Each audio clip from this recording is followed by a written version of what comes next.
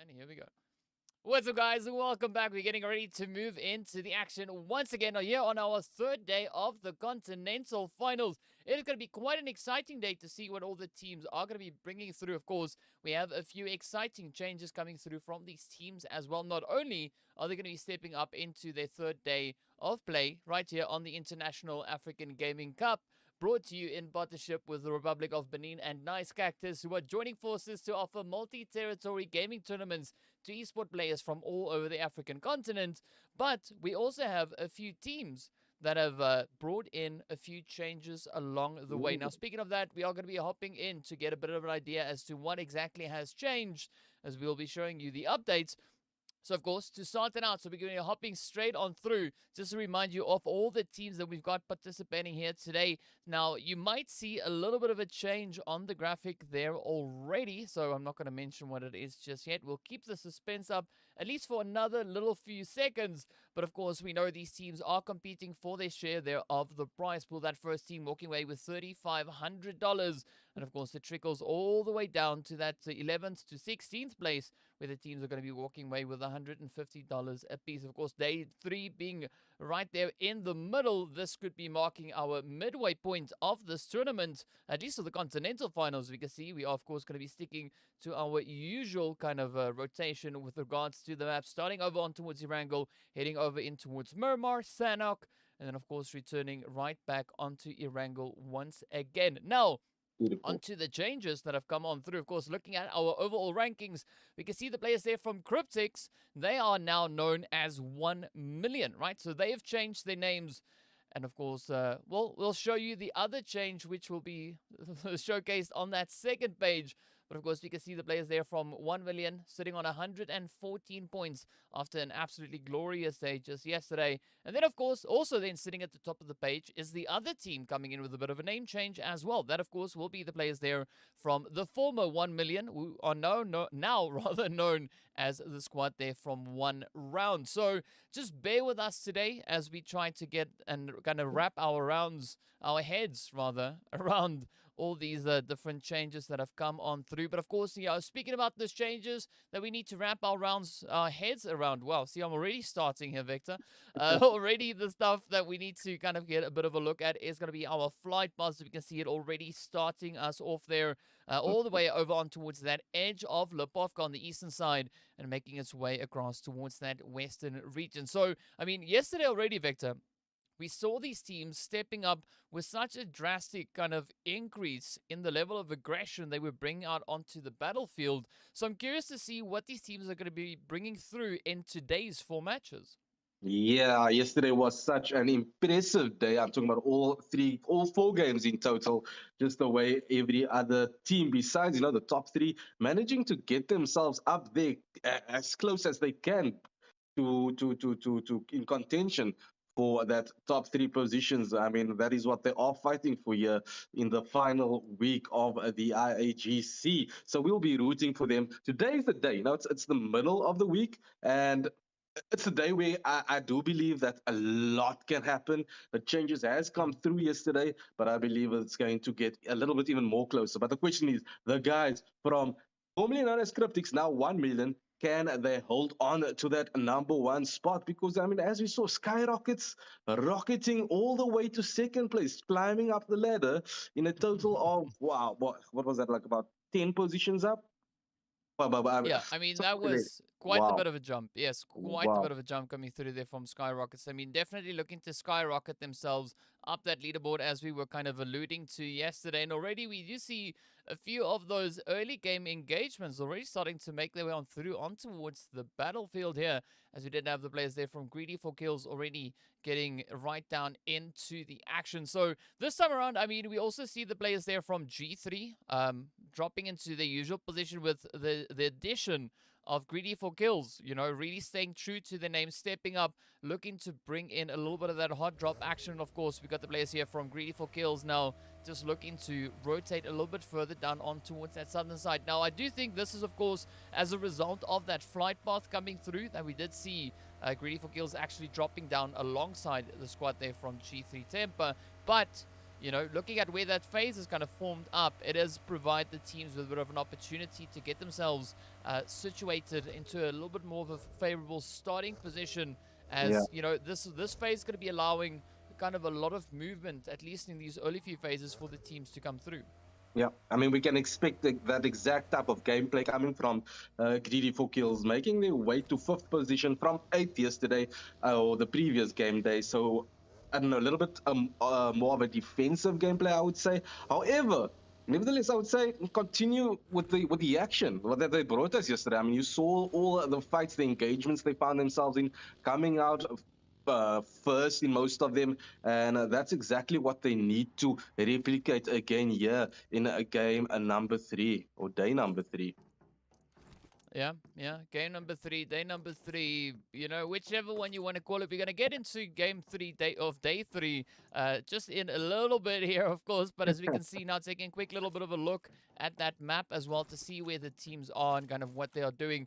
We can see that you know, across the board, nothing really looking too out of the ordinary. Yes, we've got a few teams coming in with a few positional plays. Everyone are just starting to kind of spread themselves out across this map, looking to cover as much ground and, of course, get themselves through that looting phase with the players Yeah. here from Greedy for Kills, of course, you know, pushing all the way down towards that far southern side, towards those Nova crates. But again, looking at the rest of the lobby, nothing out of the ordinary, right? We got Umbra positioned there, sharing that kind of school position relatively close to the team there from the snipers, who are predominantly situated up in towards Rozok. Of course, we can see Marco also there on the edge, just exploring a little bit more on towards that western side.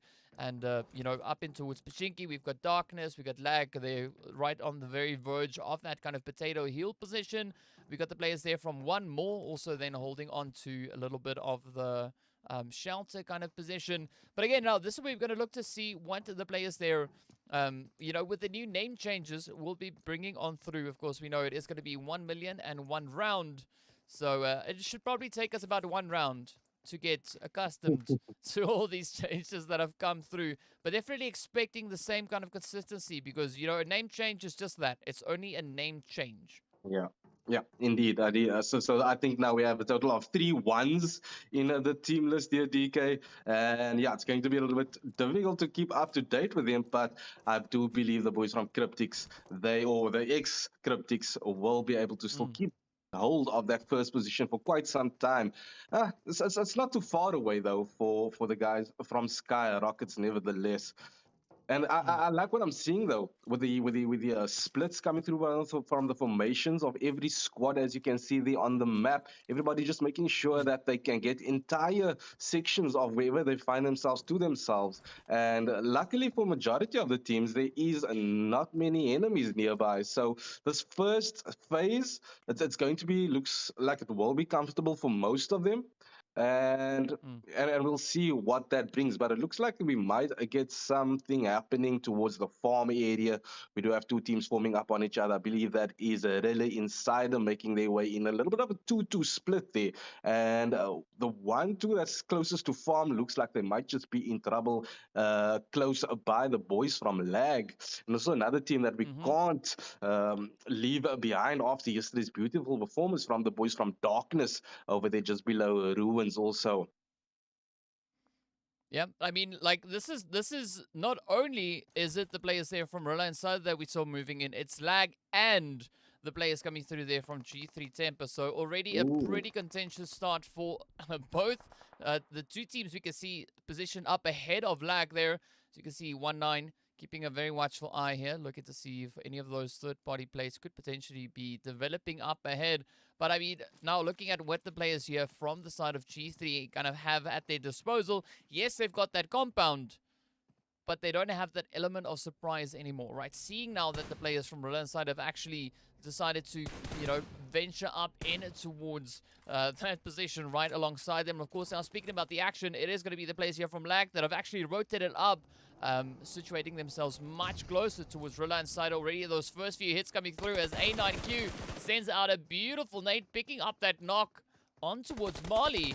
And now it's up to Zeke to try and get themselves Oh, never mind. A9Q not even going to be wasting any time as they rush straight on forward, picking that quick hit across the ridge line, and with that, sending the players from RILA Insider right on away. So already, first team down for the count there, as we can see two of those elims coming straight here towards Lag. And of course, one of those other elims going over towards the players here from the side of G3. So a very tough start, but that's not going to stop anytime soon, as we can see already several more teams starting to converge further in towards that more centered position. Umbra, in fact, now starting to rotate up towards that kind of potato hill position. So looking to see if they can, kind of plant their flag right up atop the hillside. It is obviously going to be a very good vantage point for them to be holding. Indeed, and that's exactly what they should stick to at this early stages of the game. Well done to Lag again, once again, just showing us what they can do with any difficult situation that they find themselves in, taking out two players from RILA Insider over there, and it's not going to be looking that good for them because we do know our RILA Insider, they do need to fight a lot more harder in every battle that they find themselves so that they can climb the ladder board a little bit faster, because the time is counting down for them. And you know what, I personally would like to see them do a lot better, but it is Lag Esports, one of the top teams I would say in Africa at this moment here in the IAGC, performing really well, getting those second places in the previous matches, just being consistent when it comes to that. However, they can do a little better as well. Umbra also, they came in with a bang, dropped a little bit previously. This is their day to see if they can just step it up a notch a little bit more. But yeah, it's a big possibility. I mean, we've seen what they can do. Yeah, I mean, it could be a huge possibility coming through for them. As we can see, of course, that zone has taken a shift a little bit further on towards that eastern side. But now the team's already getting right into the shuffle here. No one even going to be wasting any time. The players here from G3, rather. I almost said G4.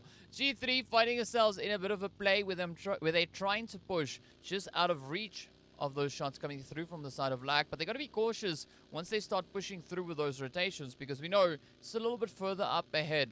We do see several other teams currently situated, and that of course includes the players coming through there for greedy for kills as well as one round. As you can see, one more also now on the approach. We got Umbra as well as the players there from the side of Blackjack. We got the snipers, we got Darkness. So it is that mass convergence now heading in towards that more centered kind of position. And I mean, I can't really blame these teams, right? Because we know G3, they're a team that frequent this kind of centering of the zone, right? Where it's positioned right now. So this is going to be a very favorable kind of angle for them to try and play from. So I'd be curious to see what the opposing teams will be bringing in response to that. Indeed, indeed. We expect them to dominate a little bit more in this area. We do know that anytime they jump out of the plane, this is their spot. And just the splits coming through as well from them. It looks like they are going to stick a little bit more close by together. Just keeping in mind the previous games, not coming out top in most of their battles. A lot of points to still be gotten here by G3. Six God also being one of the OP players, but yet to put a performance in. Lag still not too far out over here, looking like they are going to go head to head against Darkness. Darkness showed that they can take on any battle so far, but it's going to be a difficult one going up against Lag. As we can see, they got their scopes on and a couple of shots coming in there from Fantasy, but no one yet making moves. It's a little bit too early to get that rushes in. The distance is still there, so it's a game of let's just chill for a moment.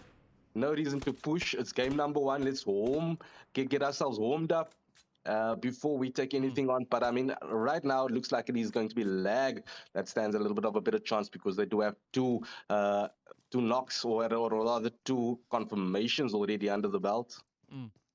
Yeah. I mean, it's definitely a good vantage point to be trying to kind of, just advance yourself further forward from. But of course, now speaking about those vantage points, it is going to be Umbra still holding on to their compound. Well, they've instead actually rotated away from that potato hill position, and now they find themselves in a little bit of a troubling play as they are going up against the side here of one more wasted. Now just cooking up those nades. Morteza already getting knocked on down. We got Bokus already losing a little bit of health, but a quick response finds a beautiful knock on towards Pixie. Overkill also now feeling the pressure being just dialed up, and here we go. as we got Black Lost looking to get that confirmation over on towards Overkill. Not quite sure whether or not they're going to be able to close that one up, but we can see even Wasted now opting on towards the roof, just trying to get themselves a little bit higher on elevation, as we do have Skull now trying to just push that vehicle a little bit further around. Of course, gets ripped right out of the vehicle, as it is going to be the players here from Umbra looking to defend this position with everything they've got in their arsenal. Beautiful Umbra just dominating this section over here in this battle, and it looks like they might just come out victorious. Did they? I'm not sure if I missed if there are any other teammates not to fight. No, there we go. We still got 2 more to go, and they do get overkill, so that will put them in a tight situation as one more player is left to clutch. And Jamaica was on fire yesterday, but I don't think he's going to be on fire enough to take on Wasted over here. As Wasted comes down, but he does get knocked eventually. Back up comes in just in time, and one more has been sent back to the lobby. Umbra this time with a squad wipe, 4 elims to the name, looking really good going into game number 1. As we move over to Mr. Broly from Darkness, also firing, just keeping the enemies at bay. Yeah, I mean, such a great start by all the teams. I mean, we've already been seeing quite a bit of aggression getting brought in here from the teams. I mean, Umbra just getting themselves out of that first initial engagement. We can see the players here from Darkness now starting to take aim on towards Lag as the shots start to connect on through. Kakao managing to just duck in behind that hard cover, evading a majority of the damage, and also being able to stay ahead of most of the carnage. Also, Umbra now turning their attention onto the players there from BBC, we've seen actually pull up just across the way. But still, there's going to be Broly and the rest of the team here from Darkness now keeping their eyes absolutely peeled onto with Lag. So we can see, ooh, a little bit of a misfire coming through with that nade. Getting a bit of a rebound off of that windowsill and kind of heading, you know, not in the desired direction. But, you know, it's probably still worth a shot. Meanwhile, players here from Umbra also just trying to see where they can look to push the advantage to. Yeah, Broly himself, he needs to watch out for the nades that's going to come back towards him from Lag over there. We do see a nade in hand that might just come his way, and he's standing dead still as the nade gets put back in his, well, in his pocket, if that's where he keeps it. So Broly lucky that the nade has not been returned. You know, those windowsills can be very difficult when it comes to trying to get a nade in a tough situation that they find themselves in over there, especially with a team like Lag, who comes in with his beautiful splits. If you're going to get 1, you're not going to get 2, because they find themselves always beautifully split up, working together, working that angles brilliantly, as you can see there as the revive comes through eventually from Darkness. So they are back in the game as Kakao pushing up on Corona, and he gets the knock easily. Of course, it's going to be the M762 that comes out victorious in that battle. Lag on fire here. Darkness are in a little bit of trouble as Mr. Sira over there needs to heal up and also get one of his teammates back on his feet as the rush comes through. Broly going to get that nade out, cooks it. Kakao not too far out is going to look to drop it down below, but will it come out? Ooh, Sarah does get found by Whitey Skull. That's going to be Art of Killing, I believe. And the Doctors are looking in. Oh, Broly's last player, and that is it for Darkness. They leave back to the lobby very early in game number 1. Here comes Art of Killing. Yeah, I mean, Darkness experiencing a little bit of lag right there in that exchange. So, you know, you can't really blame them. It was quite a challenging position to try and play from. But of course, now we are going to be looking to see where our next section, or our next bit of engagement is going to be coming from. Of course, the players here from G3 finding themselves right there close to the edge of zone. Not 100% locked into that position just yet, but it is going to be 6 now, taking a smidgen of damage as the hits continue to fly on through one after the other. But let's see what is going to be happening here. Ooh, come on. It is going to be a few shots now, potentially, to get fired off from the side of G3 towards the players there from Umbra. And speaking about those shots, it is then also the players here from the side of the team, the Art of Killing, taking aim on towards Lag there. I was experiencing a little bit of lag myself there, hence the delay in the team name coming through. But this is the beauty of all the action we see unfolding on the battlefield here. The teams really looking to step up as competitively as they possibly can manage. Some really phenomenal angles being played here. So we can see A9Q taking several hits, but of course it is going to be Skull to get spotted out in the open as well. A quick response now getting sent over on towards players here from the snipers. Yeah, Snipers coming in with that beautiful third-party play as the Art of Killing tried to take some shots on Lag. However, Lag are there they are okay. They're down below on the lower ground. They have cover to work with, but it looks like it might be Art of Killing that now will be in trouble as Lag. They're totally aware with the exact location the Art of Killing where they are. So maybe it's time to move out as we do see Snipers pushing forward. Will they go down towards the Lag area or up towards Art of Killing? It can go anyway as they make their way further down, actually more towards Lag's area. They are kind of centrally, or they find themselves as a sausage between the buns here, between Lag and the boys from Art of Killing. Beautiful knock coming in from Citizen X as he gets the knock, but like I said, he needs to watch himself taken out from the back. Lag has been watching them all the time, so I'm not sure if Sniper was aware about that, but I mean, they set themselves up for failure over there as Sniper Citizen X looking like he is going to be sent back to the lobby eventually. What a difficult situation that was. We do see Sky coming into the kill feed as well, getting knocked. Manifella getting snipers as well. Sniper gets sent back to the lobby. That's Mr. Naruto. And Skull now getting taken out by Sana. So the trade for trade happening over here. Yeah, it's Yeah. indeed a trade for trade coming on through. And I think the big thing was because you said, it's like that thing getting caught between the buns, right? I think that Yeah. was kind of the turning point. That's where it came through. They said, no, what?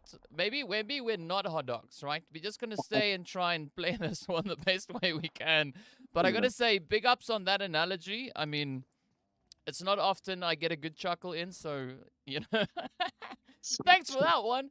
But of course, meanwhile, we can see the players here from Snipers. They've now been reduced down to only one remaining player. While we can see that zone taking a little bit of a swing, just centering up on itself there. So definitely an interesting approach coming through, but definitely it's going to be a little bit of a saving grace coming through, at least there for Virtual, and of course the players there from the side of G3, right? They've already got those compounds that they can now just look to kind of leverage their position Oh, off of. And a very similar kind of thing can be said for the players coming through on this side there of Umbra. But now it is going to be Zaid having to try and deal with that double whammy threat coming through, right? We got Lag on the one side, we got the players there from Art of Killing pushing up the other edge. So definitely not the kind of position you want to be in. At least if you get caught in a position like this, you got to hope for at least a little bit of tomato sauce and some mustard, right? Because, that lobby is going to be dry. indeed, and dry like it is as it gets sent back to the lobby, unfortunately for Snipers, and they do pay the price for making that decision to go in between two of the most aggressive teams over there up on the hill. There was Art of Killing, and down below it is Lag that is probably one of the leaders now, if I guess, in game number one with the amount of elims that they got. Another grenade kill coming in there by, I think, BBC also joining in on the kill feed. G4K lighting up the kill feed as Lag Fantasy gets founded and knocked back down. Art of Killing, Whitey Skull just trying to hold it down as the push is coming through here from a distance. It is Lag that's stuck by a tree down up ahead. They're using the smokes, but will that be enough? Because not too far out, it is the boys from, is that Umbra on the other side? Yeah, they come. Out of Killing being most aggressive. Up right in front of him, gets the knock, gets the thirst. One more to go. Ooh, teammate is down though. Coming in from a distance, it is Umbra on the left-hand side. As you can see, they're just capitalizing as they do have the cover, and they do watch the battle from afar as they're firing in all the shots that they can. 4KT also up for the taking, and the Umbra is wasting no time here. Well, I mean, that vehicle situation was such a tricky one to watch. I mean, like, if the players here from Art of Killing knew how close they came to actually running over the squad just Yeah. ahead of them, I mean, I definitely think they would have pushed a little harder, just like 2-3 meters further. But it has turned into a little bit of a costly engagement. Fortunately, they didn't lose a single player in that kind of, fumble there. But Yeah. still, it's definitely not the kind of mistakes you want to be making, especially moving into this phase. That fifth phase, about to hit that sixth phase. And we can see, of course, it is still a very contentious lobby with so many teams being so close to each other. And with that, we also have the players there from Greedy for Kills now also meeting their end as they have to back their Wow. backs. It is going to be the side here of Slime 4KT now taking aim, just hammering a few of those hits on through. And with that, they pick up the players there coming through from one round. So already some pretty tough plays coming into the sixth phase, or fifth phase rather.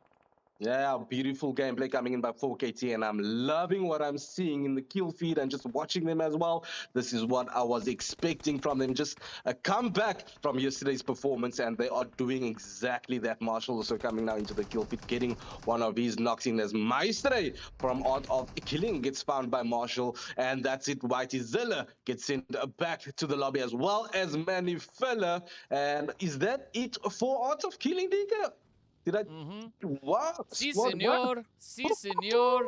That is the end of the road as they now meet their end, also heading straight back towards that lobby. Of course, we can see the team still being spread out up ahead. It is going to be the Marshall now looking to explore on towards that southwestern position spot. It's a great angle on towards Yep. Virtual. The shots continue to rain on down. It is Zeus that gets traded.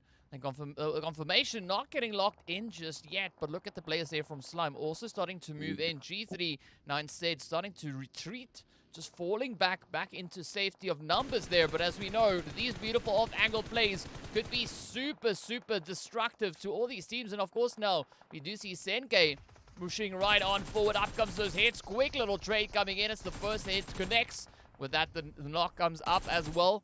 It is going to be Senke looking to push in for the confirmations. Picks up one, picks up two. Wow. And now up comes the rest of the squad. Up comes your force and Zeus still yet to push on through, but is going to get Senke traded on down. Marshall now the final remaining hopeful, trying to send out a few of those nades. And of course it is Zeus then on the opposite end, also looking to just hold strong. Of course we got the players here from Slime 4KT pushing up on the side here of Umbra, as we can see those knocks just getting traded in both directions.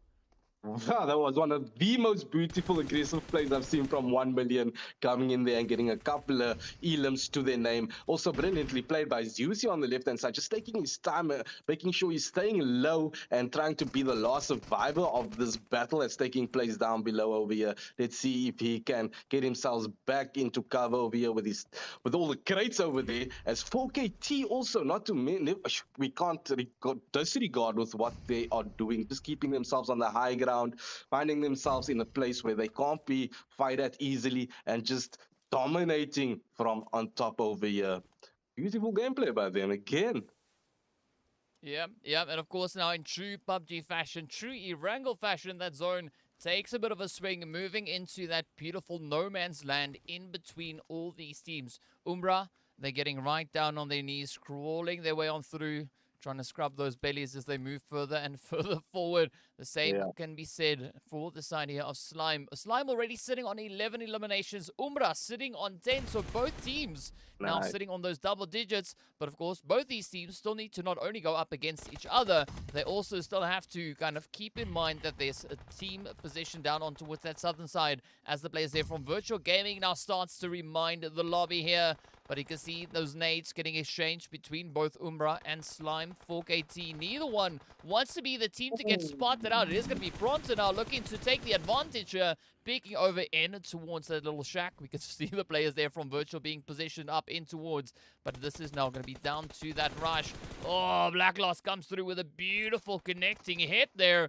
Oh, but takes a little bit of damage, being able to utilize this tree at least somewhat. But I'm worried about Plaza's position on the edge there. It's going to be a great vantage point to try and pray from. But this is where Black Lost now needs to be super cautious. Because as we just saw, right, turn a little bit too much to the side. That puts your feet out in the open, very exposed. And all it needs is any point of your body to connect to for that damage to start piling up. Yeah, indeed. I think it's time now for Mr. Blacklust over here just to get himself boosted up, get his HP back up as full as he can, but never mind. He gets to do that back into the lobby as what a beautiful nade that was coming in by 4KT as we do see they now are rushing down towards VG. They are in a little bit of cover there, but it's going to be a difficult job because it is 4KT, not a full squad. Zeus was taken out earlier, but it looks like they have the advantage. They have the upper ground, but they are not going to be that easy to deal with VG over here. Virtual Gaming just making sure that they are sticking to the cover. They have, looks like they have enough throwables also to keep them at bay, but the question is who is going to be forced to move forward into the fire of the enemy over here. Yeah, they're definitely going to have to make that decision. It's going to be Storm now getting ready to welcome the first player of Virtual Gaming to their knees. It's now down to Zeus to try and kind of ride out the Storm. That zone taking another shift, heading over on towards the western side. That nade not really working out as Zeus had hoped. So you can see quite a bit of pressure now being applied here as the players from Storm and Slime, they want to try and lock in this winner chicken dinner, and they do succeed as they step up, claiming the victory here, and of course walking away with 15 eliminations to their name. For unfortunately, Zeus was not able to contribute here, but absolutely phenomenal performance coming in there from Pronto, Storm, and Plaza. Of course, the players there from Virtual also finishing up then in second position, picking up those 3 elims, but Umbra picking up those double digits as well before getting sent away. We got the squad there from 1 million. We already saw them sitting at the top of the leaderboard. Now they add not only the 4th place placement points to that, but also then those 8 eliminations. 3-3. Look at that again, right? 5th place, 5 elims. I told you there's something going on with that slot, and this is now, I don't know, probably the 9th time we've seen that happen. Was slot number 5? Are you serious, Yeah. BK?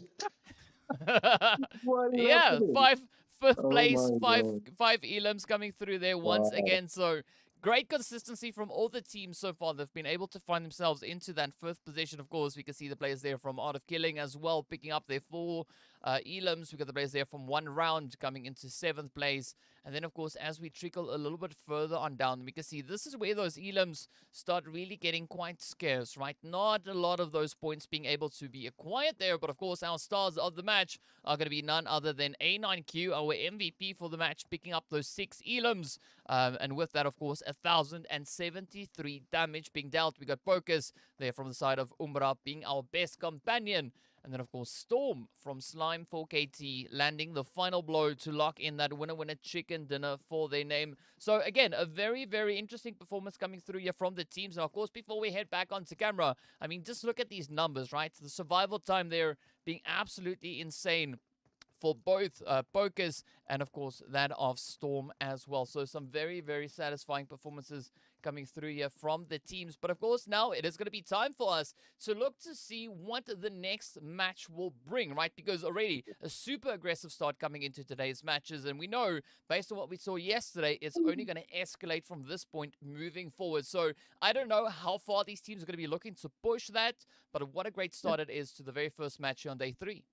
Yeah, big shout out to 4K teachers bringing the A game right through to the very end, landing in that chicken. And I'm just checking that they not allowing any other players to come with the clutches, no matter what battle they took on. They worked as the team. We saw how they worked at very ending as well, getting them that chicken dinner, making it a little bit too difficult for virtual gaming to just make or to do something that looked so easy for them. Let's see if they can replicate that and get themselves into at least another top position in game number 2 and climb that ladder a little bit further.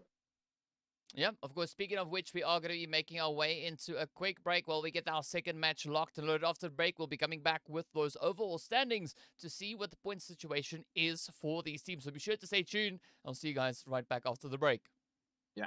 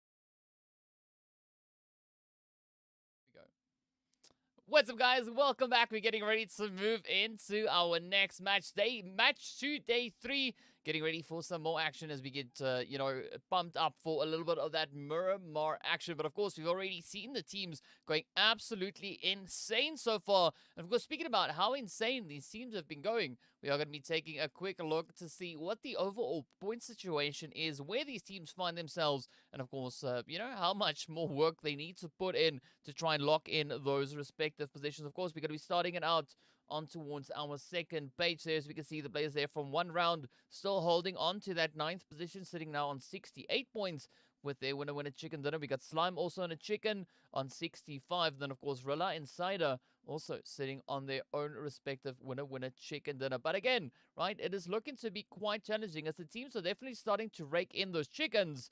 They still need to try and push further. I mean, Slime doing an absolutely phenomenal job in this last match that we just saw, but there's still quite a bit of work to be done for them to try and catch up to that first page position with the players there from 1 million now sitting on a collective 130 points. So that means that they are at least 62 points ahead of Wow. the players sitting on that second page, right? So between first and ninth place, it's 62 points difference. So that is quite the gap that has opened up. But I mean, the players here from 1 million, the former CRYPTICS, right? They've really just pushed and pushed and pushed. And I mean, so far we can see they are, what's that? That's 33 points ahead of Skyrockets, Ooh. who are also then sitting on 2 chicken dinners each.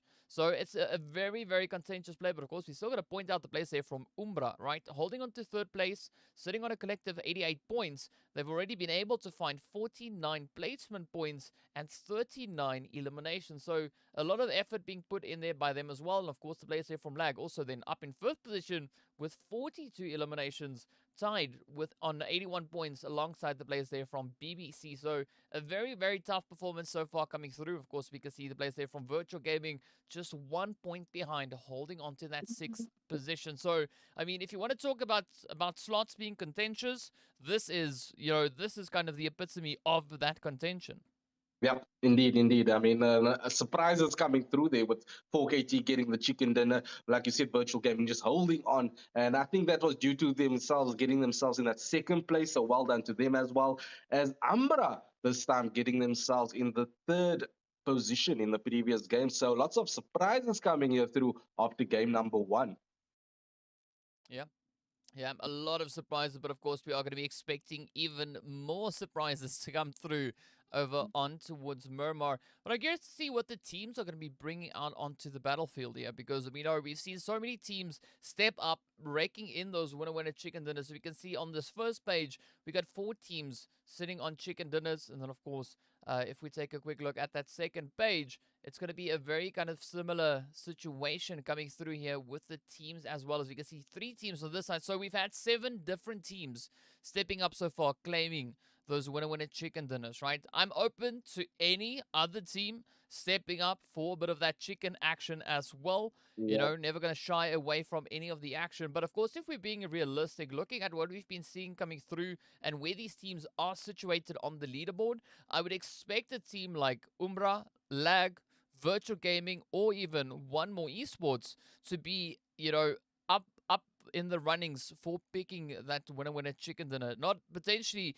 not only here on Miramar, but also over on towards Sanhok or heading over into our final Erangel of the day. So I'd be really hopeful to see one of these teams that are yet to find a winner chicken dinner actually succeeding in doing that in our remaining matches of today. Indeed, and I mean that's exactly what happened yesterday, if I recall, especially from Miramar onwards. It's almost like all the squads down below they picked it up when it came to these bigger maps, especially Miramar. It's going to be a tough one because I don't know. The boys are going to have to hold it down a lot more. I believe myself, Miramar's a little bit more harder to work with because we do see a lot of that snipers, bolt actions coming through, and a lot of people not opting to go for those guns, still sticking to the ARs for that long distance battles with ARs, and working to their favor. However, you can never tell when it comes to these boys. I mean, it can go either way. Yeah, it can definitely go either which way. But of course, for now, Oh, we got a few gremlins creeping in, so we are going to be making our way on towards that match momentarily as soon as we can get it back on the screen. But so, Vector, what are your predictions moving into this match? Yep. You know what? I'm just going to go with exactly what the statistics say. I'm going to say Skyrockets is going to sky their way all the way into the top three again. Just the way I saw that they managed themselves, or the tactics that came through towards the end of Miramar yesterday. So I'll be rooting for them as well. And also, I mean, I need to mention G3. After game number one, seeing them coming in fifth place with 5 eliminations. Um, Mm-hmm. I hope they can add a little bit more to that gameplay and maybe just be a little bit more aggressive in finding themselves in the higher positions or the top slots to get even more points so that they can climb the leaderboard and as well as 4KT because we can say they are hot tonight. But only time will tell with game number two. Yeah, yeah. Of course, we can see that flight path and the zone. The zone coming in towards that southern section of the map. And it's going to be interesting, especially looking at the kind of terrain that we've got moving into that more southern position. It's also not all too often that we see Minas Mm. del Sur or Los Higos actually being a viable position for teams to move straight in towards. So I'm curious to see if we're going to have any teams potentially rotating down towards that more southern edge of the zone itself, already up in towards San Martin. We do have a little bit of action already starting to come through here as the teams are getting right down to business. It's going to be the players there from Lag and, of course, G3 getting into a little bit of an exchange there. But the rest of the lobby really well spread out. You know, nothing really to be too concerned about with regards to spacing and the positioning. But, well, it is going to be, of course, straight down into the action as that first nade from Fantasy now connects beautifully up onto Oh. Watson. Just an absolutely phenomenal placed nade coming in right there. But now it's going to be that opportunity for Lag to try and make something out of that knock that they've been able to find, right? Realistically, I don't really see them applying too much pressure onto that particular building, as it is, you know, San Martin. These city positions are Mm. quite difficult to be playing, but that allows them, of course, a quick opportunity to, instead of rushing forward ontowards G3, rather than turn around and kind of put a little bit more distance in between themselves and G3. Yeah, and it looks like they've already got one of their players sent back to the lobby this early in the game. So it will put them back on a little bit on the back foot over here. Kaká also needs to find as many healables as he can to get himself back in contention so he can actually take this battle on. But I think, you know, the contracts will be signed just for maybe a minute or two. Can we first sort ourselves out with looting? But G3 also going in on a back foot, as we can see, their Lag 1-9 being the most aggressive player for myself here in Lag, getting a knock coming through. So maybe it's time to get a push as I see a beautiful split, almost like a little bit of a surrounding coming through here from Lag. Mm. G3 are in a little bit of a tight situation, and this is not what they want to find themselves in. So maybe a little bit of a play coming through to get themselves out of the situation, or maybe let them find themselves rather surrounding Lag instead of the other way around, which is what we are used to seeing here coming through from Lag, always having the upper hand with the placement where they Mm. find themselves. Yeah, I mean, specifically looking at this position that we see G3 in, right? It does seem like Lag has a little bit of a, you know, like a little bit of like a controlling angle towards Yeah. them. I mean, but of course, we are seeing the players there from G3 starting to try and spread themselves out, right? Trying to play as much of that kind of spread as they can possibly manage. But we've got Kaká now sneaking up there on the edge, finding that first angle right on towards Buden. So maybe that spread is not going to be too advantageous for them, at least not Oh, now. First, they yeah. need to get a lot more information as to where Lag finds himself. But with those shots coming through from Kaká, they at least know of where one player is. But now, as we can see, 1-9 also going to be starting to rotate on forward as well. So this is going to add an extra little bit of spice in towards this, Ooh. as well as we got Fantasy now rushing up straight to the door there. We got 1-6 rather getting taken right on down. Buden still super low on that health bar, but it is going to be Kaká now trying to close that one up. And 1-9, I like this aggression coming through here, but unfortunately, it is going to be the players there from G3 to just, you know, quickly deal with the imminent threat coming through. Wow, surprise, surprise. I did not see that one coming after their performance previously. Looks like they might just be able to get one of the most difficult teams to deal with sent back early to the lobby. It looks like Fantasy is going to be they are going to need to get him back up on his feet as soon as possible because G3 are looking super strong. Cacao looks like he might just decide to leave the battlegrounds over here, at least for now. And G3 might just come out victorious with that little battle that we saw happening over there. Also, the Drogons, the Drogons, did I just say the Drogons? Darkness also just Yeah. capitalizing on this little situation that they find themselves in, looting the crates and just enjoying that easy elim that they found themselves getting into. There Yeah. we go. Six I card mean, eventually gets we fantasy. yeah, we can just say that you know we are so immersed in the action in Africa, right? That you know we just changing up and trading up a few names along the way. So Yeah. you know, it's one of those things. Whatever it happens to all of us, but of course now we're looking to see what the players here from Darkness are going to be doing. We do see a little bit of you know, some yellow spots coming in. On towards that western position. And speaking about those yellow spots, it's going to be none other than the players here from Skyrockets looking to just play the position, play the advantage here. There's going to be Broly to get spotted out down below as the shots now rain on down all the way here from the graveyard. Oh, Broly taking quite a bit of damage as he now falls to his knees, and it is going to be a very much less than favorable start, at least for Broly, but a great play coming through here for the players of Skyrockets. And again, now they can turn their attentions, looking to dial up the aggression like you've been seeing come from them on the previous Miramars. Yeah, man. The Punisher, aka Omar, coming through once more again. Yesterday being one of the players to get most elims in the games. And I actually think it was Miramar just showing again that he can do this and taking on Darkness. We expect Skyrockets, according to the previous games, to come out victorious. And they do have one player down, Mr. Cedar, though. So let's see if they can actually play medic to him. Broly also needs to get himself healed up just as he does that. Let's see if Tornado can get in there as the team from Skyrockets, one of the team members, eventually gets founded by Umar. Like I said, Umar is on fire tonight, nearly getting the elim tonight, though, just dealing or destroying his vehicle. It's going to be a tight one. Umar just making sure that he is staying in cover. Not much to do. He has a 1v1 situation over here, just dodging left, right, left, right, left, right. Oh, beautifully played by Umar. Umar the Punisher, man. He's just literally taking names here tonight. Scout have lost two of their players, though, so it's going to be a difficult one. It's going to be a tight one to get back over to his player to get that, to be a medic as well. But I mean, we know he's more of an aggressive player, so he has to deal with two players over there, and it's a little bit too far out, DK. I don't think he can get there.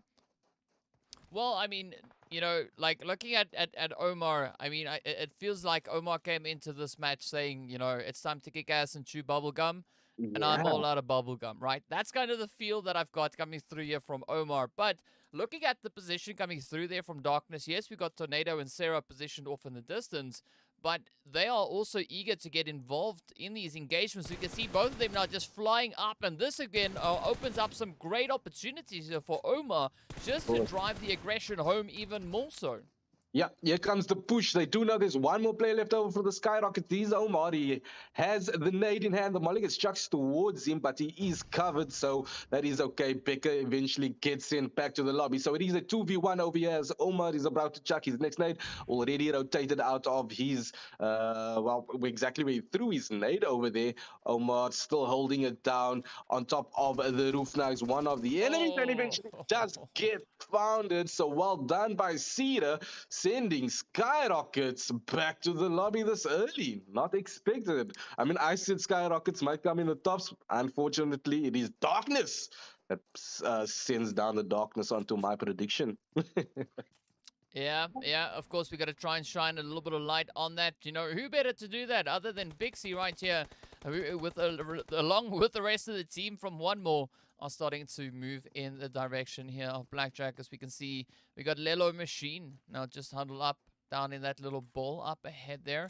So not the most favorable position to be in. It's going to be quite a bit of a challenge to try and rotate out from there. But I'm liking the kind of Ooh, the angles being brought in here by one more, as we can see Pixie now quick to react. We got Potato also just holding off in the distance there. So, you know, some really good strategies, some super aggression being showed here by the teams, but also there is some tactful kind of play in place here as well. Yeah, yeah, indeed. The aggression being the key word, DK, and we spoke about this early on about how the aggression came through in the early stages of the tournament, which got all of these teams into the top three positions to get themselves into the finals. However, it seems like a lot of the teams are dialing back, as we just saw Blackjack Esports. Also, they're just trying to get out of the situation, opting for the defensive gameplay, I would say, and you know it relates with the points on the board as well. So maybe changing that up a bit, going back to the past and bringing the aggression more to this current and future gameplays for them. Because I mean, we're in the middle, like we said, of the week of the finals. There's still enough time, but today for me would be the day where change needs to occur. Yeah, definitely. I mean, like it is going to be that halfway point, right? Yeah, Especially now after this next match, right? This match, this is literally the halfway marker, yeah, right? Once this match is done, half of the games have already been played, and you know, moving forward, the teams will definitely look to try and kind of rectify whatever could have been lacking from their yeah, side over the previous few matches. But it's going to be a little bit stressful because they're running out of time, running out of opportunities to do exactly that. So the pressure is definitely going to be on these teams to step up to perform at, yeah. you know, their prime kind of performance as well. Yeah, and it's been so difficult because I mean, if you find yourself trying to exit out of one battle, get yourself into a better place, you find yourself in another situation. So why not just take that first battle on where you know exactly what is going on instead of going into another place where you come out second best and another team has their eyes on you, which is exactly what has been happening with majority of the teams down below on the log. So changing that up would probably be my suggestion. However, you know, who am I to say these things? But just looking at the way things have been going, really Insider also coming in with the shots here, gets the knock beautifully done by Marley, taking down Zaid, sending him back to the lobby. So Sniper's also not doing that well here. And then Marley gets spotted out in the distance, gets half of his, just over half of his HP taken out, and bravery gets him sent back to the lobby with his eye in his Zeke now that is going to be the survivor for a Relay Insider. What is he going to do as he gets into that? Well, we would call here in South Africa, Cape Town, a taxi with nobody Yeah, inside. yeah. Yeah, the minibus, right? The The minibus minibus, taxi yeah. right there.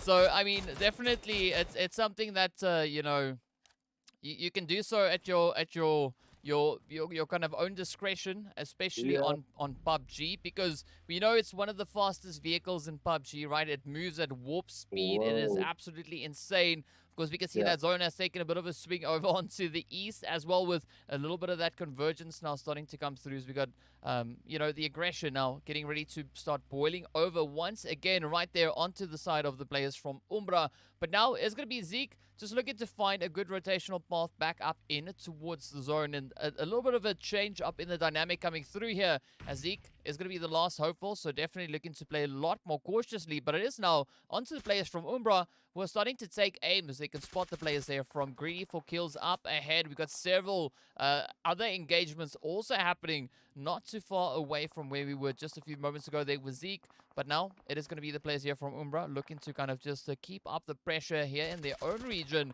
as they still have now two teams actually looking to push up. It's going to be the players there from BBC moving in from that western side. And then, of course, Greedy for Kills, we can see just north of their position. So a very contentious angle indeed for them to try and now hold on towards. But, of course, speaking about those contentious angles, right, it is going to be the players here from G3 also being reduced down quite a considerable amount, right? It's going to be Flacco and 6 now left on the side for G3. Wow. As we can see also then Focus taking their aim on towards BBC. But let's see whether or not Flacco's going to be able to find those hits onto Darkness. Oh, so close. Just a little bit left. You're missing two players. Come on, Flacco. Just there. There we go. Yes, there we go. Spots Tornado. And now it is going to be up to Tornado and Serra to try and close this engagement out.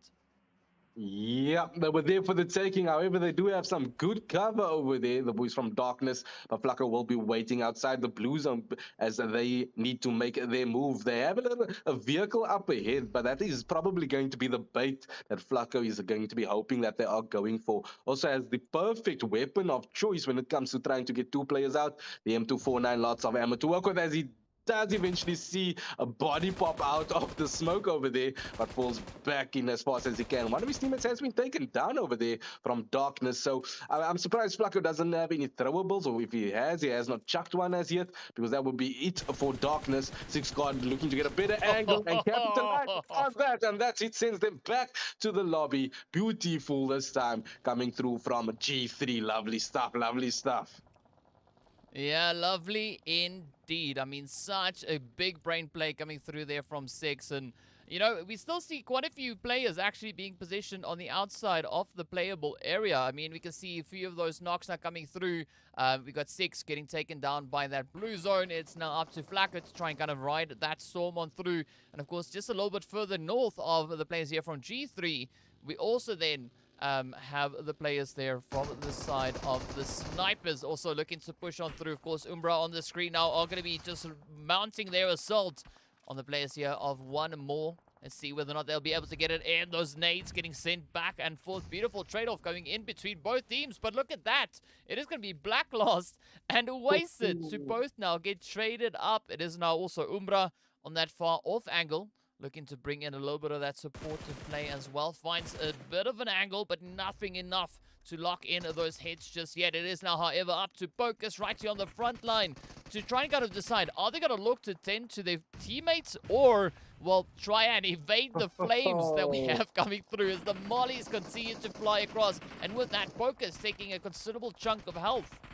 Yeah, and he managed to just survive that, like literally just survive and gets his first aid kit in so he can go back into that battle over there. He's like, he does have a player all the way outside on the hill over there, providing that cover fire. So Umbra looking really good in that battle as he tries to get rather to a wall where he can find some cover taking on the enemies. They are still in the building up ahead, and it is Jamaica and Skull, two players that are very offensive players. Poku rather retreating because he was, I mean, one player inside there, he would have eventually getting taken out. As you saw, the mollies were chucked at him. But I mean, well done on himself, getting himself out of that sticky situation. One more also not deciding to push up as we do move over to Escano and his teammates pulling up towards the enemy. And just like that, they get the elim. Beautifully done as well as 4KT now gets found. Mr. Is that Whitey? One of the boys from AOK that just got knocked as well in the kill feed. As we do watch Venom approaching up on the hill. He needs to watch because they do have the higher ground. He might be in trouble here as he lays the smoke. Also finding himself in a tight situation. On the right-hand side there we see the throwables coming through towards one more. It's going to be a difficult one. His teammate probably needs to come closer or he needs to escape the situation because he's a little bit too close here. But let's see what Umbra and Poku rather can do in this situation. Yeah, Focus definitely in a little bit of a challenging position. We do see Morteza also on the approach, right? But Morteza not close enough to really try and consolidate that position. Meanwhile, we do have Naruto now falling down to the blue. Venom taking a few of those hits as they also now trying to just sneak their way back in towards the zone. However, the players there from Slime now starting to take aim as we can see a few of those hits now starting to line up that feed. But of course, we are waiting patiently to see where this next phase will be taking the teams. So we've got that blue zone closing up with several hits now just continuing to fly across. But let's see whether or not the players here from one round will be able to get themselves into contention. Of course, looking to just push across the open field. That zone taking a swing over on towards that northeastern position. But looking at the whereabouts of the players here from BBC, right, this is going to be such a tough play to make. And even still looking at what we had coming through there from the side of Umbra, right, still a very, very challenging kind of position to try and make any substantial gains from. It is going to be Shay now to just get hit as they are quickly send out a little bit of those utils. But now, look at Nihal cooking up one as well, looking to send it across. Will it reach? Not quite sure. Not 100% convinced on that one just yet. But of course, it is going to be worth the effort, worth the attempt. Speaking about the attempts, we do see the players here also then on the side of the art of killing, keeping a very watchful eye on one round, who are still yet to push towards that zone. Meanwhile, Marshall finding a quick little bit of a hit. There it is, Morteza to get traded right on down. And with that now, we still are holding on to 11 teams, but we've been reduced down. Well, scratch that. It is now 10 teams as Pocus also now has to pack their bags, and we still sit with 31 teams. Of course, Zilla coming in with a little bit of a show-off rumble there, looking to push themselves back in towards the zone. Up comes E-Flex as well as Zilla steps out. It's going to be Storm on the opposite end, looking to keep up the pressure. Zilla gets the trade right down on towards... Oh, the players moving on through. Escanor comes in with a quick response up onto Zilla. Now it's up to Manfilla to try and keep the tension as high as they can possibly manage it. But a super contentious push coming through from these teams once again. Just as that art of killing, I think they'll have been sent back to the lobby, ladies and gentlemen, 4KT. Nevertheless, they are holding it down once again. You're already in game number 2, so let's see how far they get as we watch now. Virtual Gaming just trying to play hide and seek with the rest of the teammates. They will be, well, all of the teams will have to make their move soon to get their way into the zone. I'm looking at more of a gatekeeping zone over here. Couple of players that will get taken out on the outskirts, it looks like, as the nade is going to go through here towards beautiful nade. Yeah. Lexi boy is down on his knees, and it is a very aggressive push from Virtual Gaming. This is what we want to see from them, as they are taking on the boys from 1 million, otherwise known as CRYPTICS, previously known as CRYPTICS. Let's see if they can deal that blow and bring that disappointment, as they are in first place. That's the team that everybody should be gunning for right now, trying to just close that gap. But well done on Virtual Gaming, as they are bringing the heat towards them. It's not done yet. Let's see if we can get his team made back up on his feet before the push does come through. The next zone will be decided as well, but I like exactly what we see from the boys in pink over there. G4K this time bringing in that zonal gameplay, trying to dominate from outside from inside the next zone. Yeah, I mean, some very tough positions indeed, as we can see several of those hits are continuing to just make their way on through. Of course, the players here from the side of Blackjack feeling that pressure coming through as well. It is going to be Virtual to get taken right on down. Look at the players here from Storm. Slime 4KT keeping their eyes. Jamaica getting spotted out, taking the grunt of the damage there, of course, getting traded on down. It is going to be Lelo also running straight up in towards their nade. Down they go. Now it is up to Potato and Phoenix to mount the aggression here. Trying to see if they can find a few of these angle skull right there alongside Potato. Storm now going to be continuing to try and pick up those trades. Meanwhile, Jamaica will be trying to put as much distance in between themselves and the players coming through here from 4KT as they can possibly manage. It is going to be Zeus now in the meantime to get traded on down by the blue zone as well. As we can see the players here from Blackjack now looking to push in from that southern position. We still have the players there from one more alongside them. It is going to be the players then also from Greedy for kills to pick up Storm. So with that, I mean, it is looking pretty tough as the teams now just continuing to line it up one after the other in great succession here.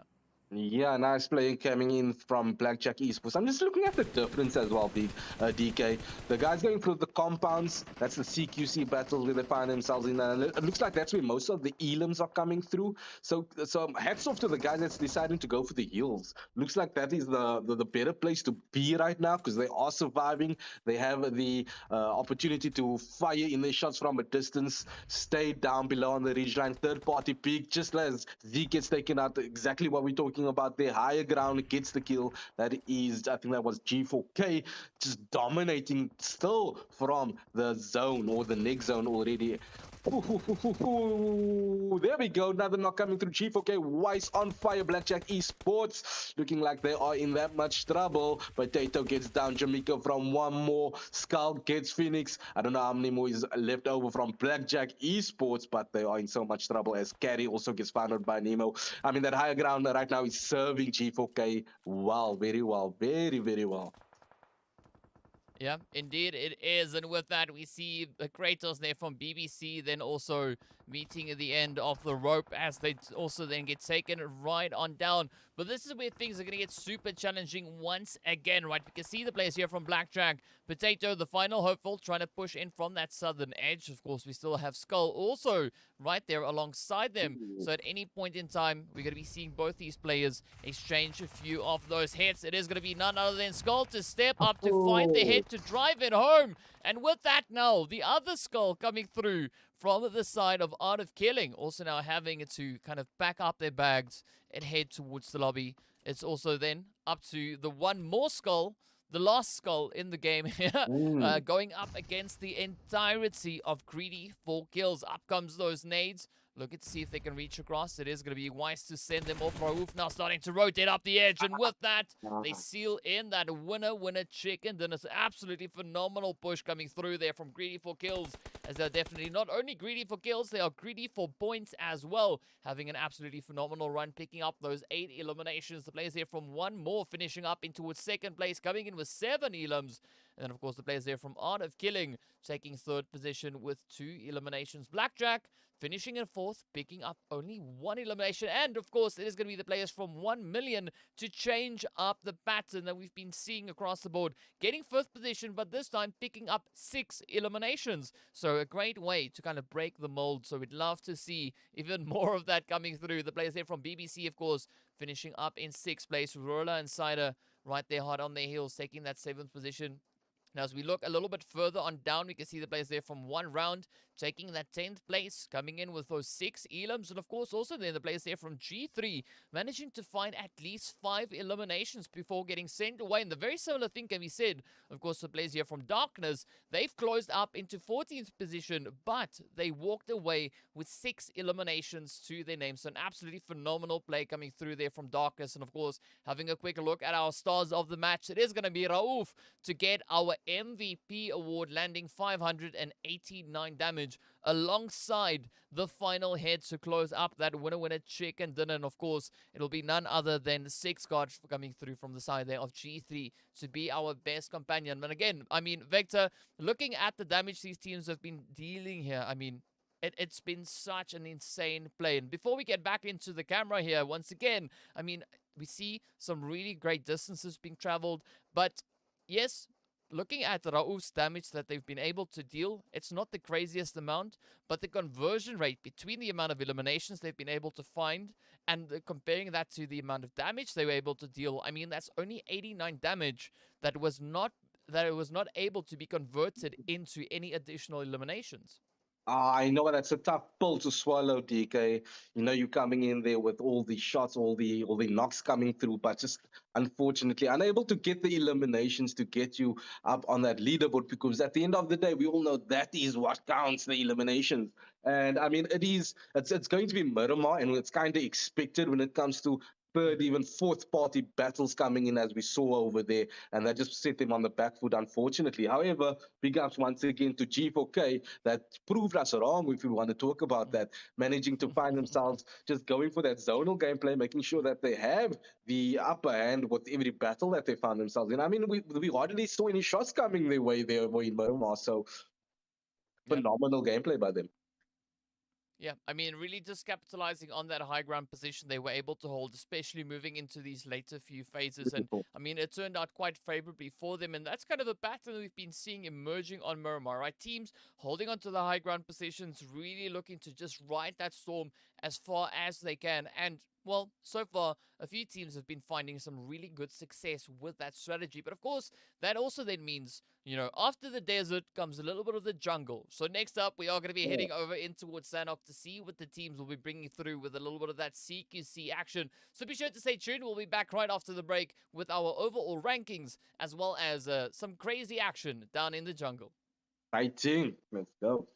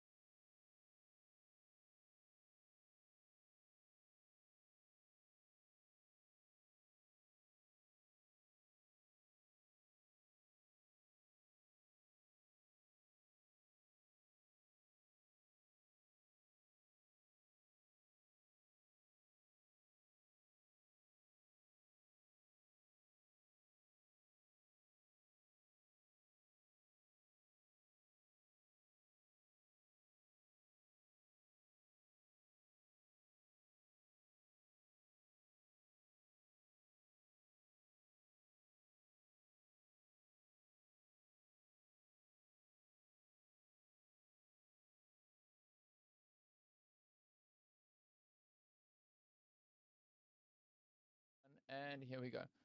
What's up, guys? Welcome back. We're getting ready to move into the action once again, getting ready for our third match of the day, of course. And well, now we've been seeing quite an exciting performance coming through from the teams here. Now, currently, we're just waiting for those final scores to be updated to show us exactly where the teams currently find themselves with regards to the points. But of course, speaking of which, while we wait to see what the final results are after this after the second match, we are going to be taking a quick look at what the point situation was before we headed over in towards Miramar, just to give you a bit of an idea as to how far these teams have progressed throughout these performances before we get straight into the action over on towards Sanhok. And of course, taking a look at those scores, we can see the players there from 1 million still just holding on to an absolutely insane performance there, as we can see. Still, right, 130 points after finishing up already 9 matches. So that is quite an impressive amount of points that they've been able to secure in there. I mean, definitely leading the pack with regards to the aggression, sitting on those 52 eliminations, 2 more eliminations than the players coming through there from the Skyrockets. But the difference then coming through, right, is that 1 million, aka the former CRYPTICS, have been able to secure themselves a really insane amount of placement points, right? As we can see, 78 placement points, and you compare that then to the players there from Skyrockets who are sitting on 47. So that is a 31-point difference. Ooh. So, I mean, the consistency there from CRYPTICS so far has just been absolutely on point. And I mean, we've spoken about this a few times, right? Consistency is key, not only with regards to eliminations, but also with regards to being able to consistently place well into those late phases. Yeah. And if I want to concentrate further on the consistency, DK, like you said, Skyrockets being the team that was second place, this time falling out on day number 2 over here, because I mean they didn't find themselves within any of the top 3 positions, which would have probably pushed them a lot more further, and it's actually setting them further apart from the boys from 1 million, who are a lot more consistent this time around. Today, I mean, getting that fourth place in game number 1, and this time getting second place as well. So that just shows that they are a lot more consistent. Also, with our big boys, big black crocodiles, not their night thus far, but they still have an opportunity to get in there. But I didn't expect that from them. We saw a lot more consistency previously. But still 2 more games to go. Let's see if they can bring that back. I was actually expecting a little bit of a more extra push from them. Unfortunately, they've taken a back step, and that is going to translate in the leaderboard a little bit later. So I'm curious to see where they fall on the leaderboard eventually.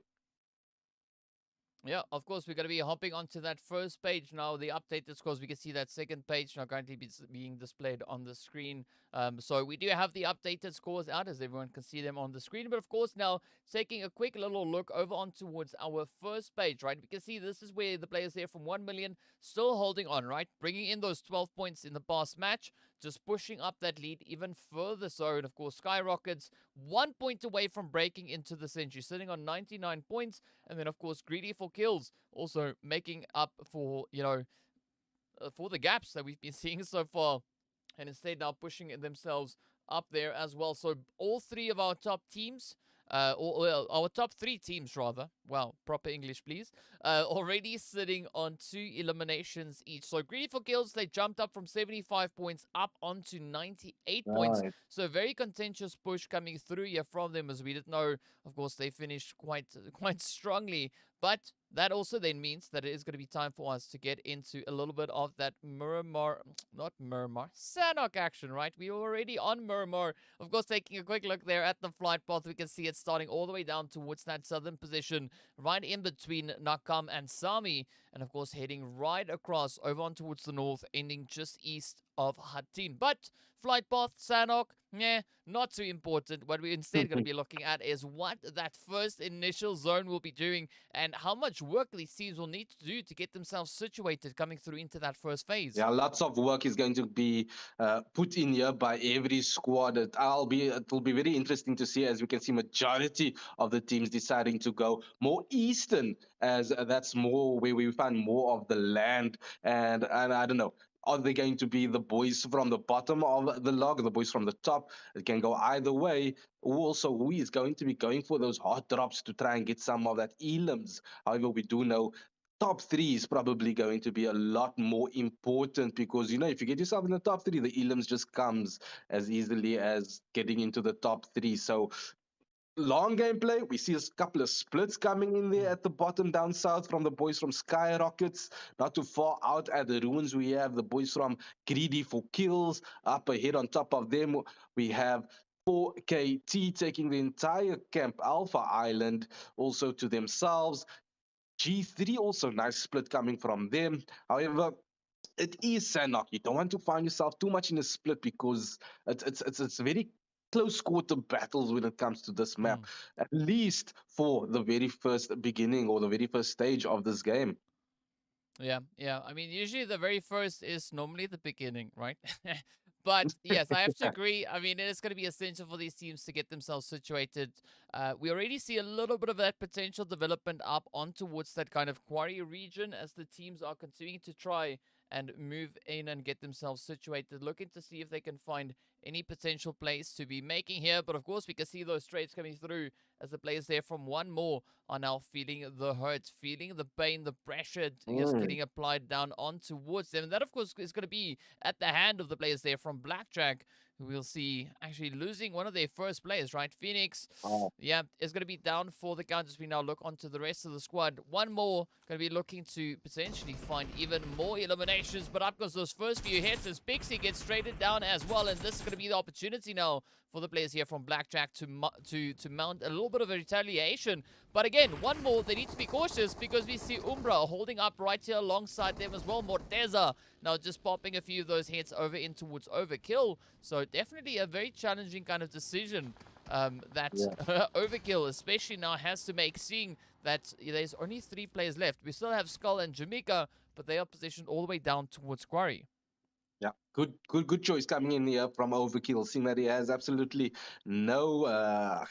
Well, there he gets his best in his helmet eventually, only level one. So, I mean, before you get into battle, that is one of the most important things to do. As we saw a couple of knocks coming in there very early from the boys from Art of Killing, and it is actually VG Virtual Gaming coming in with early knocks on their name. Blackjack Esports still doing damage over there in the distance, but virtual gaming should probably form up as fast as they can, get their looting done, and get back into that. Virtual gaming are still in contention, I would say, as Shot is getting his heel on here on one of his teammates. Umbra also coming into the kill feed, also there, as we can see, taking on the boys from one more.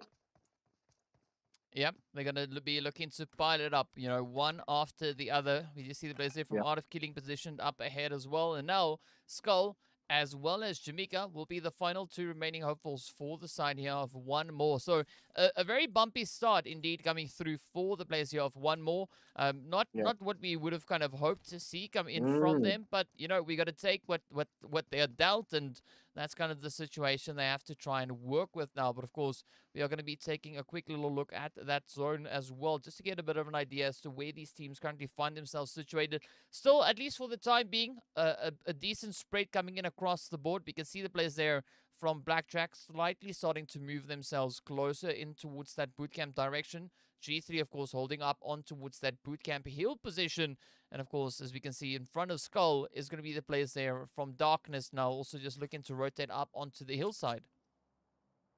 Indeed, the hillside is going to be the A side, I would say, for all of the squads. And I'm just looking at the outskirts over here. Sky, Rockets. I mean, we have 4KT. They are looking like they are going to have a very difficult task to get themselves into the next zone. It's probably going to go even more towards the eastern side of the next zone. And there's not much to deal with, but we do know coming in from those islands on the west, it's a difficult job swimming over. Yesterday, I don't know if you remember during the gameplay at Sanhok, so many players getting taken out in the waters, and that was a tough one to deal with for them, and that set them back so much. However, Mm-hmm. let's see what they got up their sleeves, if they can get in as early as possible and not wait for that blue zone to actually force them to make that move. Um, Big Black Crocodiles, another worthwhile mentioning, getting knocked again very early in the early stages of Sanhok, not putting a good performance in as they did yesterday, as Kratos might just get finished off here by Mr. Blacklost, and it is Umbra that is looking to push and do a little bit better from what they have been doing. I'm expecting a lot more. as well as Big Black Crocodiles. It's a 50-50 battle for me when it comes to the stats coming in from them. Skull also not taking shots on the right-hand side, taking on almost a full squad, and eventually he does get taken out. One more losing one of their players again. Kratos almost getting knocked here by Black Lost. Oh, he finds him, and he gets the Elam to his name.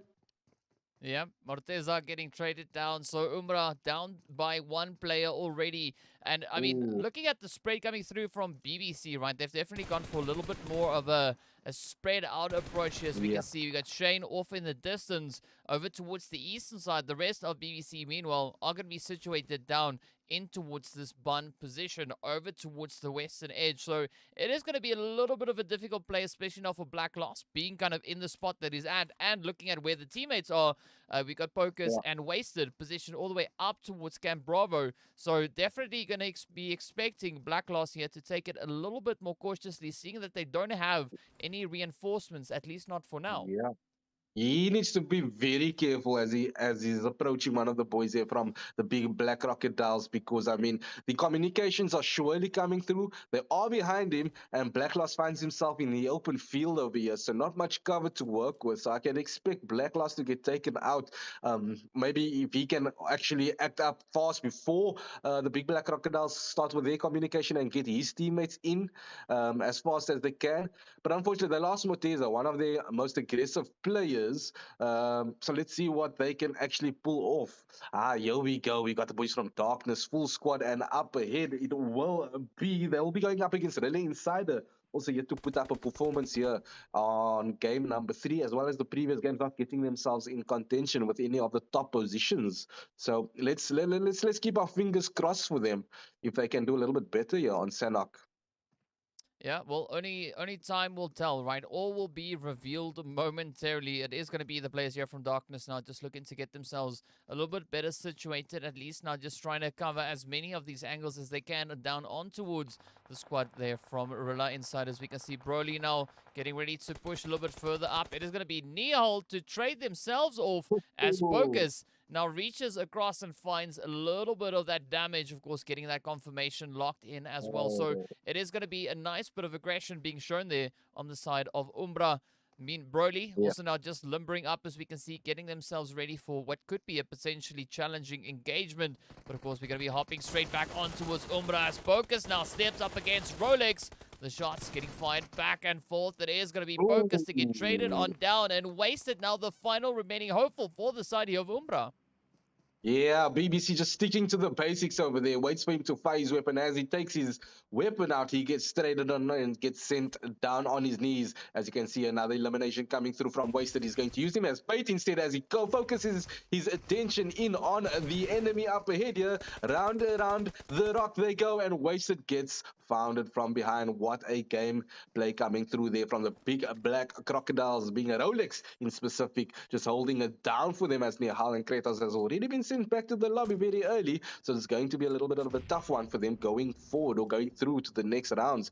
G4K also looking like they are going to take on the boys from AOK. They do have some cover to work with, but it's not too far out, so something's going to go down very, very closely. Maestro needs to watch out for the shots coming through from down below. We've seen that happening early on. Omar wants to, capitalize on that situation. He knows he's over there and decides to rather boost up before they take any action. Yep, and of course, as we can see also then the players there from Snipers keeping a very watchful eye on them as well. Just looking to see if they could potentially lock in a few of these sneaky angles, as there are still several teams positioned up ahead of them. But again, no one in the clear at all, right? This is the kind of what we are going to be looking at to see what the teams will be bringing in, as everyone will be trying to find their opportunity, looking to play these angles and just leverage them as best they can. Meanwhile, the situation here onto Weiss is going to be down towards Skull, as we can see those shots now connecting up. A few mollies getting sent across there as well. But Weiss with a quick reposition, just trying to play back onto the edge. Meanwhile, we still see Marco looking for Polo. Can't spot anything just yet. Finds a potential angle on towards Weiss. Let's see how they're going to look to push it through. Meanwhile, Potato up on the hill, getting taken down there by Gaddafi. Up comes the hits now for Marco as they connect down on towards Weiss. And it is now up to Rauf and Omar to try and see if they can quickly bring their teammate back into contention here. Of course, the players there from Art of Killing still just holding up alongside them. So, several challenging angles to be covered as that zone is going to be moving a little bit further afield as well. So just adding to the level of complexity that these teams already have quite a lot of. Indeed, and Marco just beautifully capitalizing on that third-party situation that he had. He got a knock, didn't get the elan though, so they are 100% aware where Mr. Marco is. So he probably needs to get back to his teammates, which is exactly what he's doing. But he finds himself on higher ground, so they won't get that angle on him anymore. And they are in zone as well. Another team also up ahead in boot camp. It seems like they're in front, as they will also be keeping an eye in on that shots that were coming through from the boys here from G4K, Art of Killing, and Snipers up ahead on top of that hill over there. But it's going to go down between Art of Killing and G4K. Whitey, Art of Killing, Maestre up ahead in the building, in front of them, just holding it down. I'm surprised G4K haven't made a move yet, as Lag 1 gets one of the boys from one more. Beautifully done. Lag down this time on fire. This is exactly what I am expecting from them. A little bit more of an aggression from them, trying to just to hold themselves on that leaderboard would be the best idea. Just sticking together also. Up ahead, we can see the boys from Snipers still up on top of that hill. Just kind of keeping the boys from AOK down below. You're stuck in this compound. Yeah. I mean, it's a good position to be playing there for Snipers, right? A good vantage point, good angles that they are able to cover from that position. But now, right, as we know, we still have a few teams yet to kind of rotate up in towards the zone itself. I mean, we do see the players there from from the Skyrockets actually being all the way over on towards Sami. So it's getting a little bit of an early start coming through with those heal strats. Meanwhile, it's going to be Mester looking to see if they can maybe find a little bit of damage up ahead. Skull and Mester, the only two remaining hopefuls now coming through here for the Art of Killing. Mester, meanwhile, now get traded on down. Now all the pressure turns on towards Skull, looking to see if they could manage any of these positions still. But I mean, a very cautious approach coming through here from Art of Killing, right? Definitely not looking to get themselves exposed unnecessarily, but looking at the angles being played here by Greedy for kills, it definitely seems like they do have a little bit of an upper hand there. Yeah. Coming in with a full squad, not losing any of their players. AOK, unfortunately, now have been reduced, like you said, to a one-man team. And that's going to be Skull, one of the players that I believe is a little bit more defensive. So this might just serve him well here on Sanhok. But not really, because like we said, he's kind of stuck in this building over here.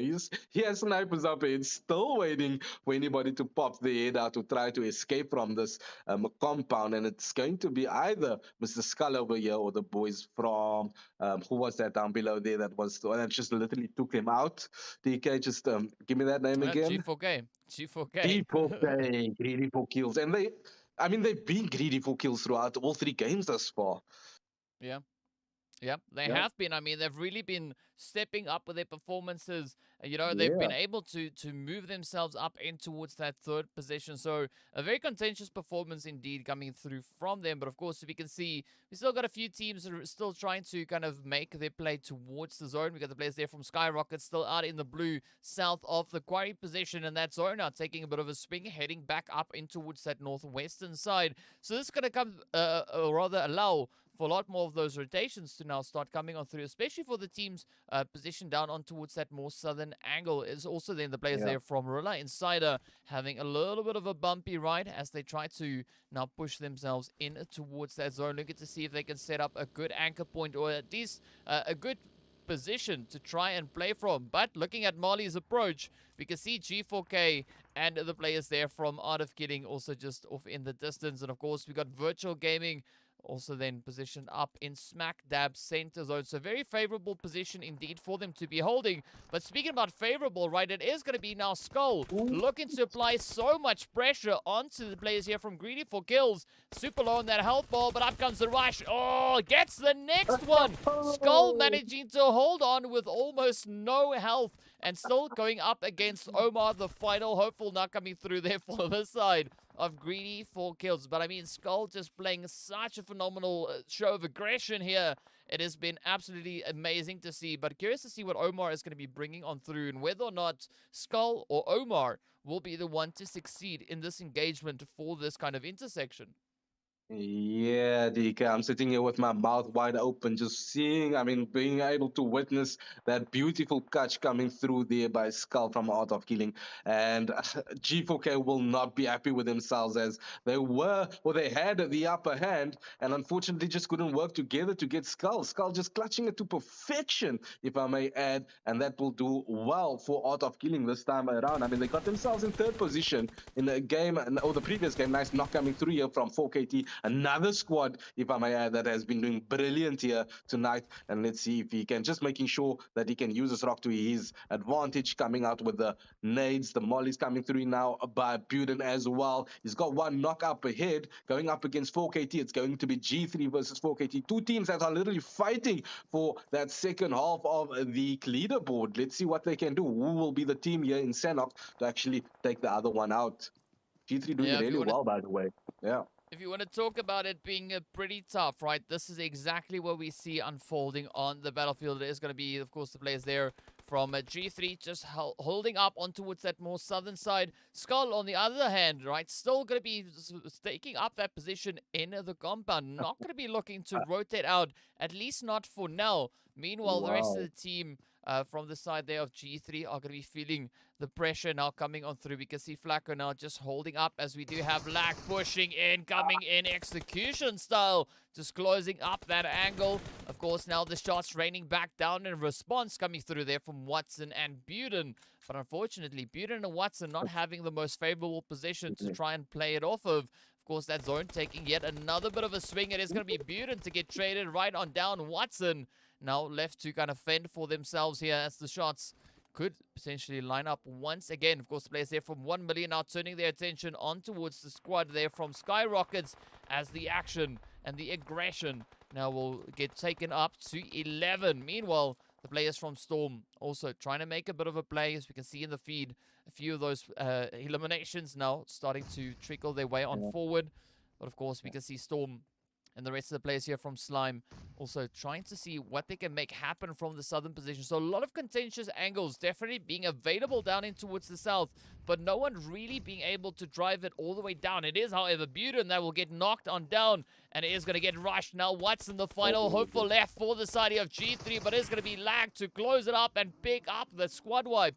Meanwhile, now Storm going to be looking to see if they can just get themselves a little bit better situated, looking to find a bit of an opening elsewhere. Not quite sure whether or not Storm's going to get it. Oh, there we go. Cacao gets traded. Fantasy gets traded. And now it's up to 1-9 to try and kind of ride it out. A very, very interesting play coming through indeed here from Slime 4KT. Slime 4KT bringing the A++ game as they get the last play over there. Well done. Excellent. This is phenomenal gameplay for the entire nights coming in here by Storm 4KT as he's trying to get his health back up using the bandages. He does know if he's going to use that first aid kit, that will be it for him. He will get eliminated or at least knocked by the blue zone. As we all know, the blue zone, as you can see in the kill feed, is literally taking everyone out as Storm 4KT being that last player to get sent back down on his knees.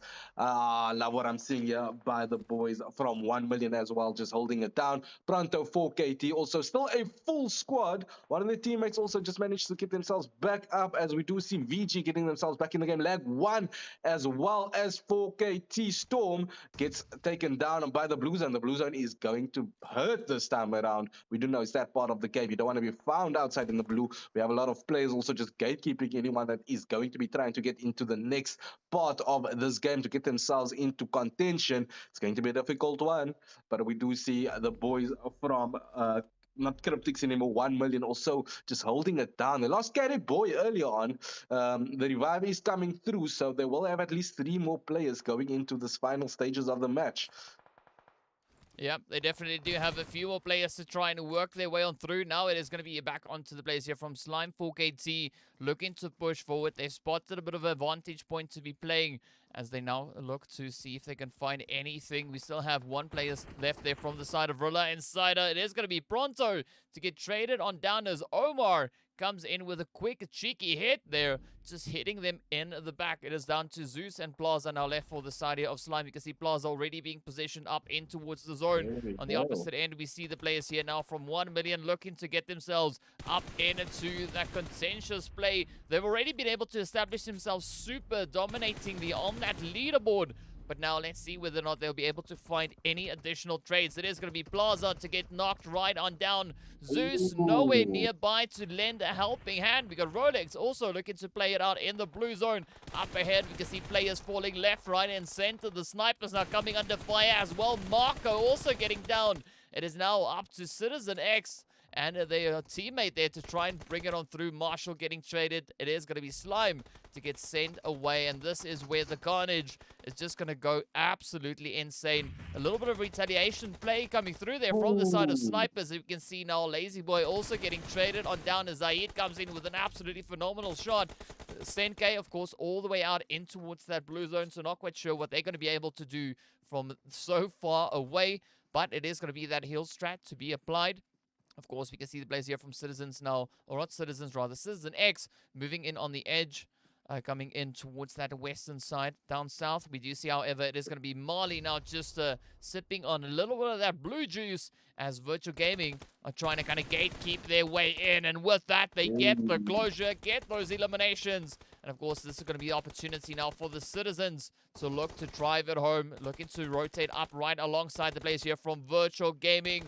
But it is going to be a 4v4 push right into this phase. Aside from our 8 players we have here, we still have 4 other teams, of course, situated out in towards the blue zone. We can see Sherbo just slightly off onto the edge, not really within the screen just yet, but it is going to be Citizen now to try and take aim. Zeus coming in with a little bit of the response as well. They do find Naruto, though. Down goes Zeus, one shot. And Yafor's now the final 2 hopefuls. Oh, Zeus getting confirmed up, one shot. Now coming in with a quick play there. It is going to be Citizen X to get traded on down. Marco quickly trying to mend that health bar before continuing on with even more aggression. But up comes the head. Snipers meet their end. Virtual now just looking to dominate their way through this lobby.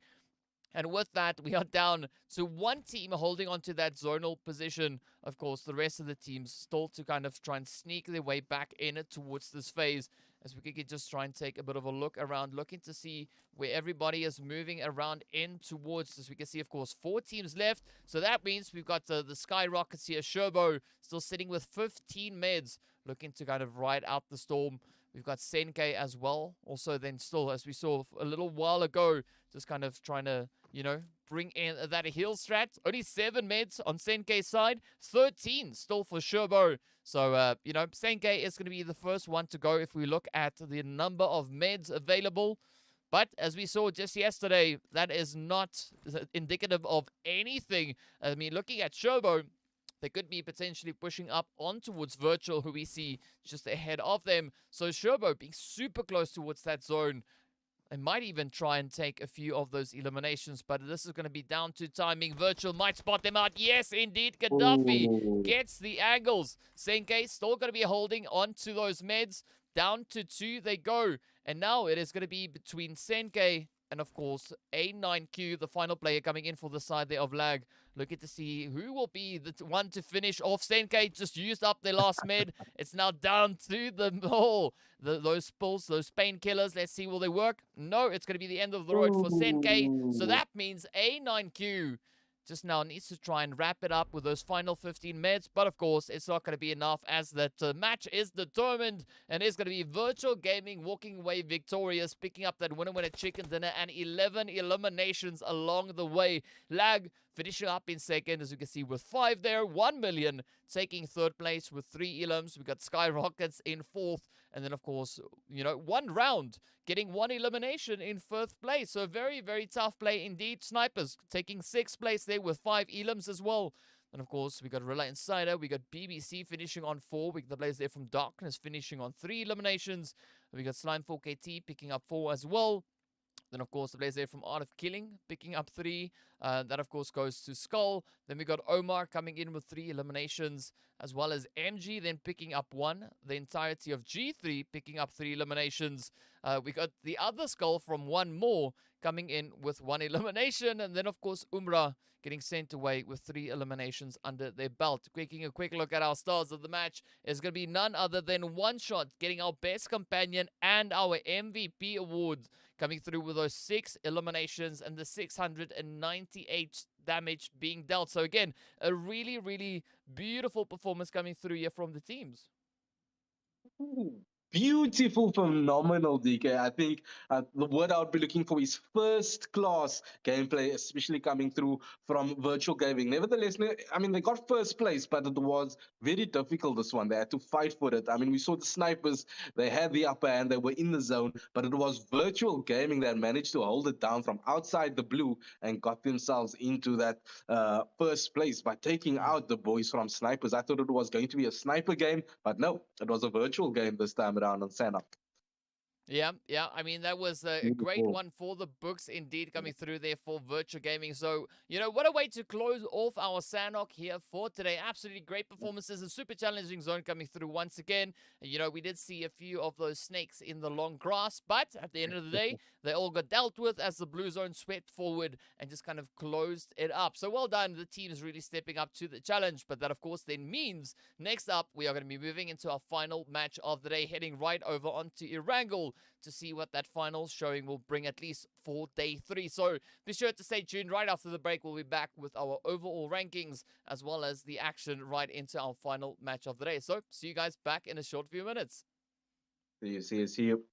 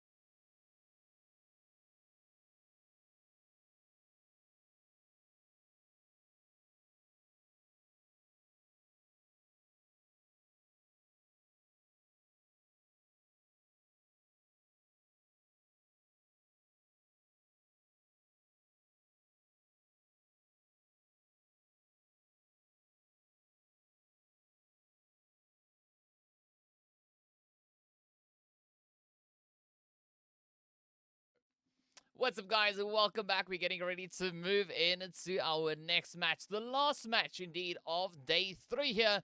Of course, we're just waiting for those results to come through. So we are going to be taking at the results after Miramar, right? So we will not be looking at the ones showing Sanhok's results just yet. But of course, this is again just to remind everybody where the teams were moving into the previous match before we get into the final match of the day here. And as of course, we can see up on the screen there is going to be 142 points still sitting on the players there from 1 million. An absolutely insane performance. I mean, as we had, right, Skyrockets so close to breaking up in towards that century, but I'm pretty sure that would now all have changed after the performance we saw coming through in the last match. And I mean, the team's really stepping up to the challenge, right? They're making it so difficult for anyone really to acquire any additional points. And I mean, yes, we did see the players there from 1 million putting in an absolutely phenomenal effort on that first day to establish a great amount of dominance on the overall positionings with regards to the rankings. And so far, no one else has really been able to catch up, as they've just been so consistent with kind of just applying enough points to keep that gap there. Yep, indeed, and they have been consistent here today as well, DK. I mean, they haven't got any chicken dinners tonight. However, they've gotten the second and third best. They've gotten themselves in third place here on Sanhok before. Previously on Miramar, they got the second place as well. First game, they got the fourth place. So lots of points that they've been accumulating, along, of course, with that all that eliminations coming through. I mean, if there is a team that we can say that also has been close by, it would probably be virtual gaming, but a little bit too far out. But it will be good news for them as they can maybe just get a little bit closer into that upper rankings on the leaderboard. So yeah, it's going to be a tough one. It's going for every other team to catch up there. Yep, and of course, here come the updated score sheets as well now, as we can see the players there from 1 million still beautifully in the lead on 155 points. Virtual Gaming hot on their heels there, as we can see, sitting on that second position with 108 points already to their name. And this was kind of the change up that we were looking to see. Virtual Gaming, of course, jumping up from 7th position up in towards 2nd. But that then Really also cool. means that we are going to be making our way into our flight path, as the players have just hopped into the plane to see where they're going to be looking to push towards, and whether or not we could have potentially Team Lag, one more esports, or Team Umbra potentially picking up those winner chicken dinners as we move into our final match of the day. You can see the flight path, of course, going to be starting all the way over on that Sosnovka Island and heading all the way up towards Stolba. So definitely those players there from 1 million already finding themselves in a good kind of position, at least with regards to the flight path, as we know that is where they prefer to drop. So we'll see whether or not they're going to in fact be heading to that direction. Indeed, indeed. And I mean, they do have to take it very cautiously, because we do have a couple of teams now joining them in the triple figures, DK. I mean, virtual gaming, Skyrockets, greedy for kills as well, all finding themselves in the 100 points section. Also, not too far out, Team Lag. One more esports, and Umbra also in the 90s. So it looks like we have a game on for the rest of the finals over here. I mean, I'll be rooting, especially for the boys in the 100s. It looks like they can actually catch up. It's not impossible. Just the thing is, they better be hoping that somebody can at least put a damper on the spirits from the boys from 1 million. They're making it so tough. Yeah, definitely the players all bringing in some very difficult plays here, and this is down to this final match of the day to see where the teams will be ending up before heading over in towards that second to last day, the fourth day, as we know, right? They are playing for their share of the prize money, and also to pick up the title of the team to walk away as the victors of the first season for the International African Gaming Cup. So, there is a little bit riding on the shoulders here of these teams to keep the performance up. And so far, I mean, they've been delivering on that front exceptionally well. Yeah, beautifully done by all of them, especially the boys. Once again, just dominating from the central region of Africa, just holding up the flag really high and dominating every other region here in the game, making it look like we are the kings of Africa. But, we say that these the it's the center of the finals, so there is still a couple of games to go. It's not far out of reach, but slightly. It's enough to put a damper on your spirits, DK. What do you think? Yeah, it comes down to kind of the mentality, right? That kind of mental gameplay that the teams are looking to bring on in as well, right? That definitely Yeah, plays quite a big role in the performances of the teams, and it's up to whether or not they allow their current position on that leaderboard to impact them negatively, right? yeah, Ideally, we'd be looking to do these teams to see whether or not they can still maintain their focus, keep their eyes on the prize, because that's what they're playing for, right? They're playing for their yeah. share of the winnings. Every team, of course, is going to be walking away with prize money, but it's going to be down to their overall placement that will determine how Mhm. much prize money they are going to be walking away with at the end of this event. But now, for the time being, it is going to be the teams and players just looking to make their way on through, going through their looting phase. We did see a little bit of a contentious drop down on towards that kind of farm region in which we have G3 usually. But, Yeah. that was the players there from one round. And as we can see currently looking at the players here from G3, I mean, one rounder has instead decided to rather stick to that eastern side of Malta instead of looking to cross over and step into contention with G3, looking to dial up that aggression potentially. But I mean, I definitely think it's a good start for the teams kind of respecting the space and no one, Yeah. really kind of going out there to get a little bit nasty in the early game. Indeed, indeed, and then I mean we saw a brilliant performance coming through from G3 here on Erangel in game number one.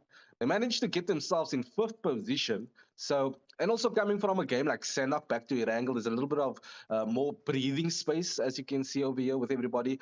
But yeah, so let's see if G3 can kind of replicate that and get themselves a little bit further up that leaderboard. It's going to be difficult, as we saw they struggled in game number one, only finding fifth place with 5 eliminations, looking to obviously do a little bit better. And hopefully, like you said, the mentality, let's see if they, how it has affected them at least. Mm. Yeah. I mean, because not only is this a strategic game, but it also is a bit of a mental game as well, right? Yes, 100%. it's only 5 days, but still, it does make Wow. somewhat of a mental impact on these teams because they got to keep that focus up. They are playing it out across 4 matches. And as we've seen Yeah. now, this is not an easy lobby, right? So you have to be in top form to be able to contend against these teams. Indeed. I mean, in the first stages of the qualifications, it was just one day, all out, go at it with your hardest. And I mean, this time around, it's more of a process. See if you can spread that your abilities over all 5 days in the finals, and it's a lot harder, as you can see. Maybe just one or two teams that are showing that they have that ability within them, within the team, to do just that. But a couple of teams struggling just to replicate exactly what the top teams are doing. However, it's a good training ground, I would say. There's enough time to get back into it here. So, I hope that they can find themselves doing a little bit better. But yeah, all eyes are on 1 million. They've been the dominating team here in Africa, and there's one more game left for tonight. So let's see what the other teams can do. Lag also being one of my favorite teams thus far. Unfortunately, not that far up on the leaderboard, but I believe they can get there. Yeah, they can definitely put in the effort and try and get themselves as far up as they could possibly manage on Yeah. towards those overall rankings. But of course, speaking about positioning and getting themselves high up, right, we are going to be taking a quick look at the map once again just to get a bit of idea as to where these teams have gone so far. The zone, of course, sitting over on towards that slight western edge, not a drastic or super aggressive shift coming through, but definitely an interesting shift nonetheless as we see several teams now starting to kind of mobilize themselves heading in towards that more centered position. And already we see the Mhm. players there from the snipers getting pretty close towards darkness. But darkness, of course, now also focusing the efforts a little bit more into getting the fortifications kind of dealt in towards that Pachinki region, seeing that it is so close to center zone.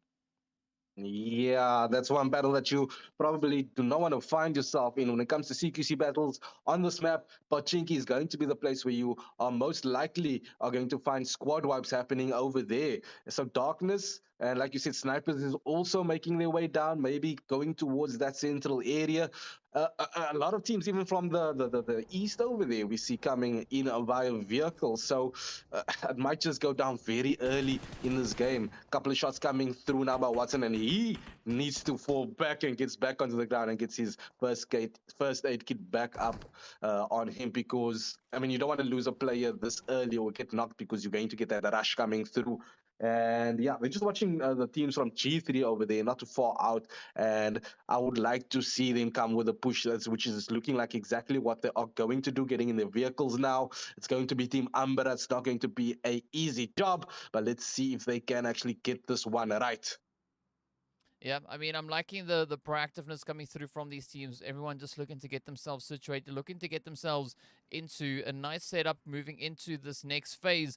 I mean, not only Yeah. do we have Umbra and the players here from G3 looking to rotate forward, we also then see the players from One More also exploring the options right there over on towards that eastern side of Pachinki itself. So, it's definitely going to be a pretty tough play to be making as these teams now continue to just trickle their way on forward, looking for these potential openings to try and play off of. But again, right, one more rather coming in with a little bit of that split up approach. We can see Jamaica and Skull holding the anchor point set up in towards the compound. But they got to be careful, because as we can see up on that mini map, we do have the players there from Umbra. Well, sorry, rather the other way around, right? Umbra moving in towards 1 million. So, one more. So, one more. They definitely need to keep themselves pretty aware of what could be coming through here. But, seeing that the zone is now, continued on its way a little bit more, I'm not really expecting the players there from Umbra to push further east. Instead, they could be moving further on towards that western side, as we can see a very similar approach now being adopted here by One More as well. Yeah, indeed. I've got a little bit of a gremlin on my side, DK. I'm currently stuck on Mr. Motiza here, so maybe you can just see if you can get that fixed up so I can get myself also back into this game and catch up on the action. Yeah, we'll be hopping right back into that. Of course, just a quick reminder of what those scores were looking at that second page. Yep, there we go. Big Black Crocodiles in ninth. I can't believe what I'm seeing, especially when I'm looking at Big Black Crocodiles. They've been one of, in fact, the most consistent teams right throughout. And look at that, dropping all the way to ninth spot. They do find themselves in the 90s, close to the 100s. So they're in a little bit contention as we do find ourselves back in game. So yes, I get to watch the action as we do see G4K getting one of their players sent down. It is going to be Blackjack Esports. Phonics that's on fire. MG also trading a couple of shots, and then Weiss coming in, getting potato, and Weiss eventually eating a nade from Blackjack Esports. So that can go either way. Anyway, we do have Mr. Wasted just driving around, trying to maybe be the bait for any teams around, because they do have some enemies not too far out, and that is Darkness, as Black Loss takes a little bit of damage there from that grenade that was chucked straight at him. So before we can take this battle on, of course, the second aid eventually does the job. Well done. And he gets sent back to the lobby. Unfortunately, Umbra, the split coming through by them does not serve them that well here in game number 4. RILA Insider also looking to take the boys or the players from G3 Temper up. This is not the first time that they're taking each other on very early in the game. RILA Insider and G3. Yep. Looking to get right down to business, but of course it is going to be a very difficult play. We can see that being the kind of spread across the board now, with the players here from Blackjack also right there on, I wouldn't say death's door, but they're definitely close to some doors. We can see them now trying to pull up onto one round. And it is also then the players here from RILA Insider trying to hold on to the barrage of utility that gets sent through. Zeke so low on that health bar. Surprised that they are still able to survive. But G3, as you said before, moving in behind them is going to be Phoenix to get just shot out of the vehicle. Zeke getting blown to smithereens. And with that, it is going to be the end of the road for Blackjack, of course. The same can be said for what happened to Zeke and Co there as well. So a very difficult rotation coming in as the teams are just mounting the aggression, just hitting it through blow after blow and making it so dang difficult for anybody to get a good hold into these phases. Indeed, and that just proves the point that 1 million are the boys that's dominating from, or the players that's dominating from Africa. You know what? I am so impressed the overwhelming presence that they bring here on every map, no matter where they find themselves, just their abilities, top of the range, I would say. Beautiful gameplay coming in from them, just taking out RILA Insider in a matter of Yep. seconds. Yep, a very, very interesting play coming in there indeed. And of course, if we look on towards the zone, we can see the players there from Lag currently up on towards this eastern side. They got the players there from G3 off in the distance towards the north. So many more teams now looking to still focus their efforts onto getting themselves situated closer towards that more centered zone. Lag being one of those teams looking to bring in a quick bit of that repositioning. However, it is going to be the players from Slime 4KT, 1 million, and of course the Skyrockets rotating in not only from the northern approach, but also heading a little bit more on towards that western kind of setup. So good spread coming through as the teams are now starting to trickle back in towards this phase. Yep. Lag Esports finding themselves in a really good position over here. I like where they find themselves just all the way on the eastern side of the next zone. Darkness is approaching as well, as we can see the boys from One More also coming in via vehicle. Lots of players still needs to make their way in, also taking their time there at the northern east side, coming out just outside of Pachinki. Is going to be the big black crocodiles. Lots of space to work with, nothing to worry about, so they are A-OK. Talking about A-OK, they do find themselves down below, down south, also in a little bit of contention there. G4K also making their way now into the zone, and it looks like it's going to be one of the most difficult areas to get yourself in here on the eastern side. Yeah.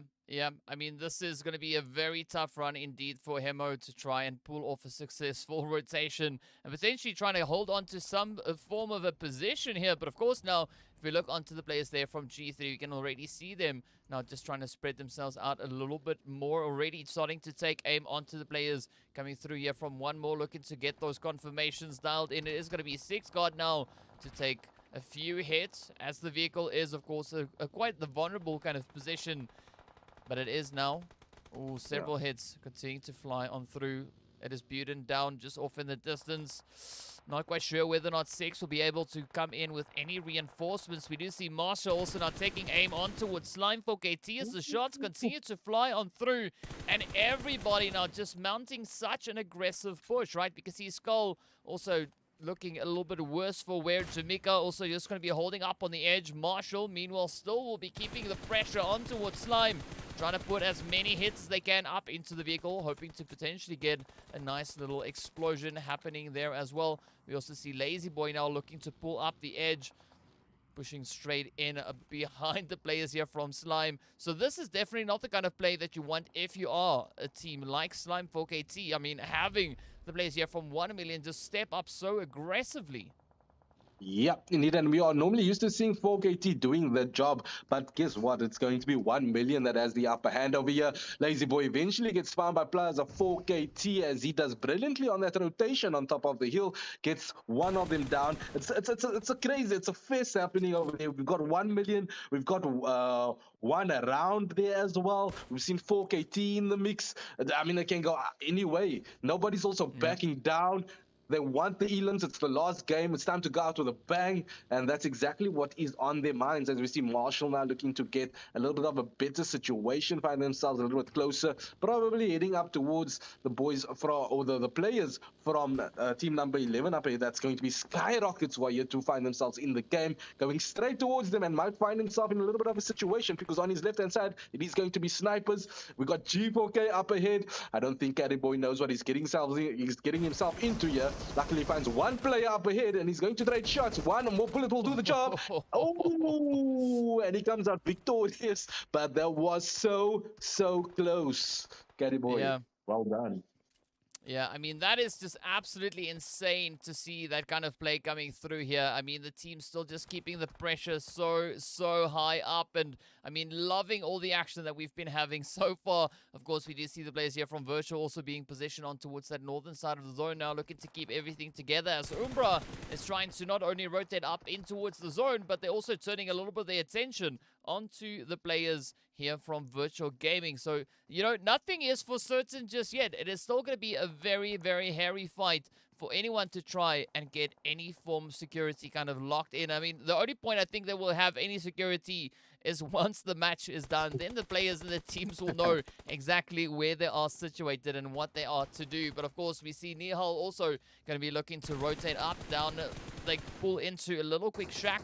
We can see Morteza also now just trying to hold up a bit of a gatekeep on the very edge of that zone. Let's see whether or not BBC will be able to find any players. I mean, only starting it off with 2 players coming in. It is going to be Falak and Nihal for the side there of BBC. So already off to a bit of a tough start. But let's see whether or not they can maybe make this work in their favor. Meanwhile, Yafoz still going to be trying to hammer a few of those hits through, looking for any potential openings that they could either create or look to kind of enforce. Yeah, just waiting for Morteza there from Umbra to peek, takes his vehicle out, and eventually, Umbra wasted, gets founded, shot, takes down Morteza, and that explosion actually gets the knock. So he will be very happy with himself as well, considering it is virtual gaming that we're talking about being one of the best, or the best performances coming through from them here today. And I mean, I would put my money on them tonight on game number 4. I feel like the blood is rushing through the fingers right now, and you can just see by their movement, the teams that they are taking on, the rotations coming through, just sticking to where they find themselves and getting that knocks in no matter what team it was. Like as you saw over there, taking one of the boys from Umbra, or players from Umbra down. Brilliant gameplay coming from them. Also now we have Darkness looking in towards one of the players from G3, stuck there getting the knock. It is 6 guard that is down. G3 in a little bit of trouble here. Darkness can get the squad wiped indeed. Do they get that? Ooh, 6 guard back to the lobby. Flacco gets taken out by Jamaica. And Darkness on fire here on the top of the hill. Also to a little bit too far out of the next zone. So it's time to move. It's time to move. Yep, definitely going to be time to move, but as we can see, not a lot of options as to where these teams can move. We already have BBC and the players there from Art of Killing situated in towards that zone, with Art of Killing actually holding on to the compound. But this is where we get to see what the teams are going to be looking to bring in with regards to rotations, right? We did see the players there from Slime holding on towards that western position. Now, if they're able to leverage that kind of high ground angle they find themselves in, it could be quite a beautiful play to make, as we can see Pronto now getting ready to welcome everybody back up in towards the zone, as we've got 1 million on the approach.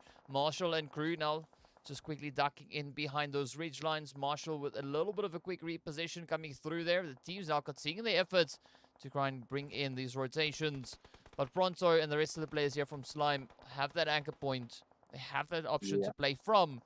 But now we need to see the rest of the team kind of following suit and joining them in towards the zone, as we quickly pop over towards the players here from 1 million, trying to defend their position. Of course, there's going to be Darkness on the other end, going toe-to-toe now with the Art of Killing as the shots continue to rain on end. Beautiful trades coming through here as Darkness step up, but they are down to their final hopeful. It is going to be Zilla rather, and a rush. Oh, there we go. First one connects, 1 down, 1 more to go. Zilla in such a great position, could be quite troubling. Now for the players here of Darkness, let's see whether or not Chrono will be able to push it all the way through, trying to bring in a little bit of that pre-fire out the window. Also then 1 million holding their position strong, but let's see what is going to happen here. As, you know, the Art of Killing are looking pretty eager for this victory. Let's see whether they'll get it. Yes, indeed.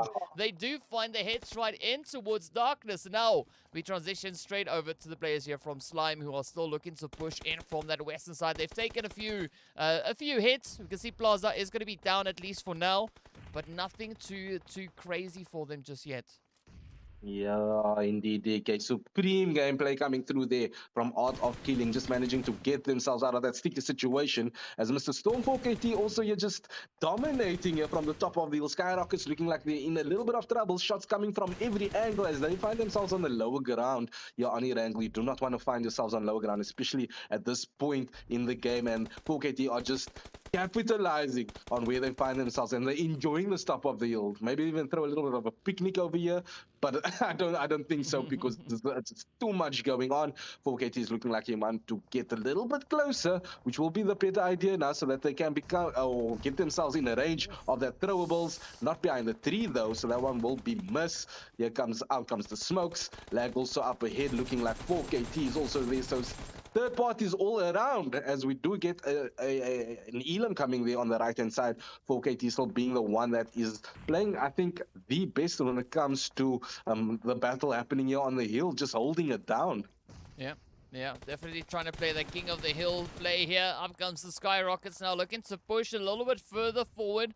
They want to try and just get themselves resituated a little bit more securely in towards the zone. Savage now, about to be rained down upon as those utilities are getting sent across in great succession. So far, being able to evade the majority of them. So no, not falling down just yet, but let's see, will this nade be the one to do the deed? It gets super close. Storm now receiving one. Also a little bit on that scary edge. I mean, it's quite the troubling play to see. But now as we quickly jump across, we can see Nihal also now being rushed upon as Virtual Gaming comes on through. Down they go. Storm now still in the fight. Not going to be backing out of any of these engagements, at least not for the time being, as they are still in a great position, looking to try and kind of drive it home as much as they can. Meanwhile, we can see the players here from the Art of Killing also looking to keep up the angles, coming in from that eastern side. So we've got a nice spread, especially focused down on towards that more southern edge of the zone. Yeah, finding themselves in beautiful cover. The Art of Killing down below. They are on the lower ground, so I mean, they need to make sure that they find themselves in cover. They do have another player in case somebody gets knocked. They can get themselves back up as the shots goes in towards one of the enemies from a Virtual Gaming. Vehicle explosion, but does not get the Elam, so he's still okay, Mr. Gaddafi over there. But Manifellas is looking just to get as many shots in, and there we go. It works out towards one of his teammates from Virtual Gaming, gets the Elam as well. It is Manifellas this time for Art of Killing that is on fire in game number 4. Then on the right hand side we can see Mr. Reflex just playing medic, getting his teammate up as Manifellas trying to get the last player from Virtual Gaming. What an upset it is for Virtual Gaming. I mean, we've been hoping that they can bring a little bit more action here in game number 4 to see them get a little bit more closer towards the boys from 1 million, but it looks like the boys from the players from Art of Killing is going to make it a little bit more difficult for them. Yeah, and of course, one round also going to be looking to step it on up as well. Stepping in behind the base here from Slime now. Zeus taking several hits, gets knocked right on down. Down goes Pronto, down goes Plaza. And it all now turns to Storm to try and keep it together. Let's see whether or not E-Flex will be able to close it up. A beautiful show of aggression coming in here from one round. And one round is all you need to land that final blow. And with that, potentially send Slime 4KT right back into the lobby. Of course, now E-Flex trying so hard. You can see Storm just quickly huddling up in behind the vehicles. Some great hard cover being provided thanks to those vehicles getting sent on through. E-Flex now starting to take aim down on towards the players there. Just below them, it is going to be Art of Killing finding those hits. So unfortunately, E-Flex will not be able to drive that one as far as they were hoping to go. But I mean, look at this. 4 teams left. We got Slime. We got the players there from one round. We got Art of Killing as well as the Skyrockets now. Sherbo just playing a serious game of keeping the heck quiet, right? Just huddled up in alongside that buggy, trying to remain invisible as best they can. Picking a little bit on towards Zilla that we saw there from Art of Killing, looking to push on forward. But now it's down to what these teams can actually look to bring on in. I mean, still so many nades getting sent back and forth. It is going to be a place here from one round, looking to see if they can find any closure. Beautiful performance. Beautiful performance coming in here from the boys from one round, just managing to keep their entire squad in the game as they do fire in on towards the boys from Art, or the players from Art of Killing down below. They do have the upper hand over here. As you can see, they've already got Mr. Manifella over there. Killer is next up. There goes the nade.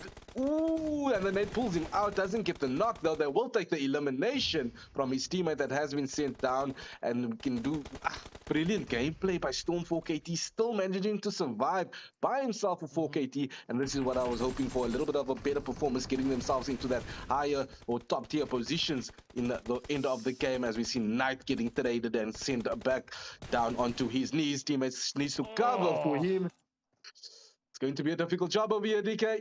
Here comes the revive, and that might just be the opportunity for Storm 4KT to get the Elam. Yeah. Yeah, it could definitely be. And of course, this is going to be that final push. But unfortunately, it goes right over to the players from one round, locking in that winner chicken dinner, finishing on 18 eliminations to their name.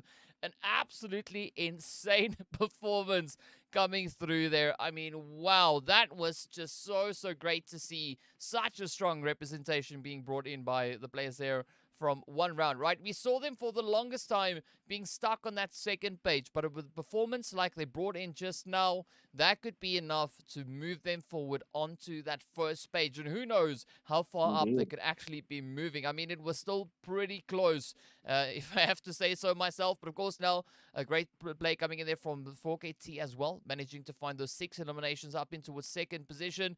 And of course, then the players there from Art of Killing, right, finishing up on double digits, picking up those 10 eliminations over in towards third position. Of course, Skyrockets then taking 2 eliminations in fourth place, and Virtual Gaming finishing on 5 eliminations in fifth place. There it is once again. Yep, once again, and we see the ability to just keep themselves within that at least the top 5 positions. These teams, the surprise is going to be Art of Killing for me. This is what I've been expecting from them from previous gameplays. Hopefully, they've been listening to the stream, saying that we want to see what they've been doing in the qualifications rounds, and this is exactly what they brought in game number 4. Unfortunately, the night is over, and let's hope they can carry this through towards tomorrow night's games. Yeah, yeah, it is going to be quite an exciting day to see what the teams will be bringing forward in tomorrow's games. But I mean, surprising to see the players there from BBC actually only starting this match off with 2 players, right? So even though they only had 2 players, they were still able to make it all the way towards that seventh place. So they still pick up the placement points that come along with finishing up in seventh.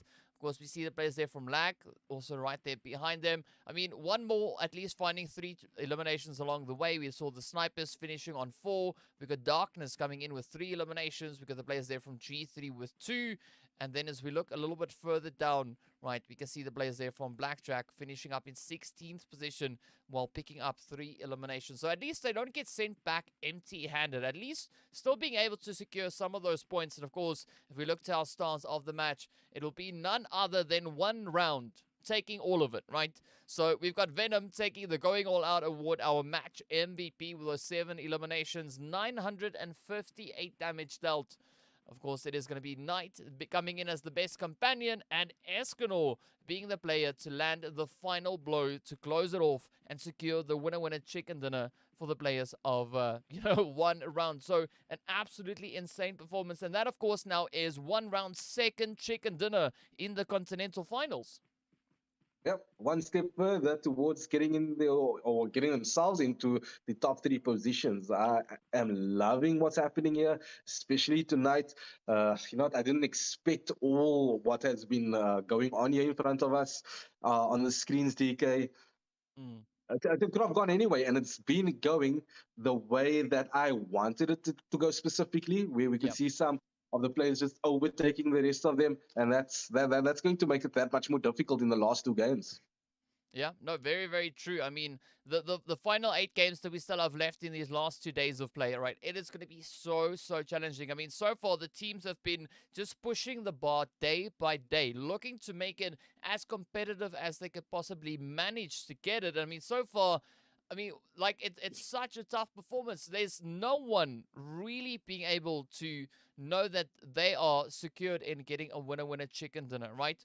I mean, the Yeah, only reason we see 1 million currently sitting in the position that they were in and have been in so far is due to the work they put in on that very first day, coming in with such a dominating performance on day one, securing themselves an absolutely great lead, and all they're doing is now just maintaining. That's all they're doing. But looking at the efforts coming in from the other teams, right? They're putting in such a strong play, looking to see if they can try and close up up those gaps. And of course, speaking yeah. about the gaps, we are going to be taking at the standings that the teams were in before this last match, right? We are still waiting for the final results to come out to see what the point situation is. So let's take a quick look at that. Of course, starting over on towards that second page, you see the players from one round, right? They are the team that took the winner chicken just in this match. Now, starting off the match, they were sitting on 82 points, right? Now, if you add just the eliminations onto that, that already puts them on 100 points. Now you still got to add in the placement points, so that puts them on a grand total of 115. So already such a great push coming through just alone from the players there of one round. Yeah, beautifully. It looks like tonight it is one rounds night, getting the winner chicken dinner in game number 4, getting themselves in first place after game number 2, and also getting themselves a good couple of elims. And yeah, I'm expecting to see them in contention also for even that top spot now, finding themselves in that hundreds. Yeah. Yeah.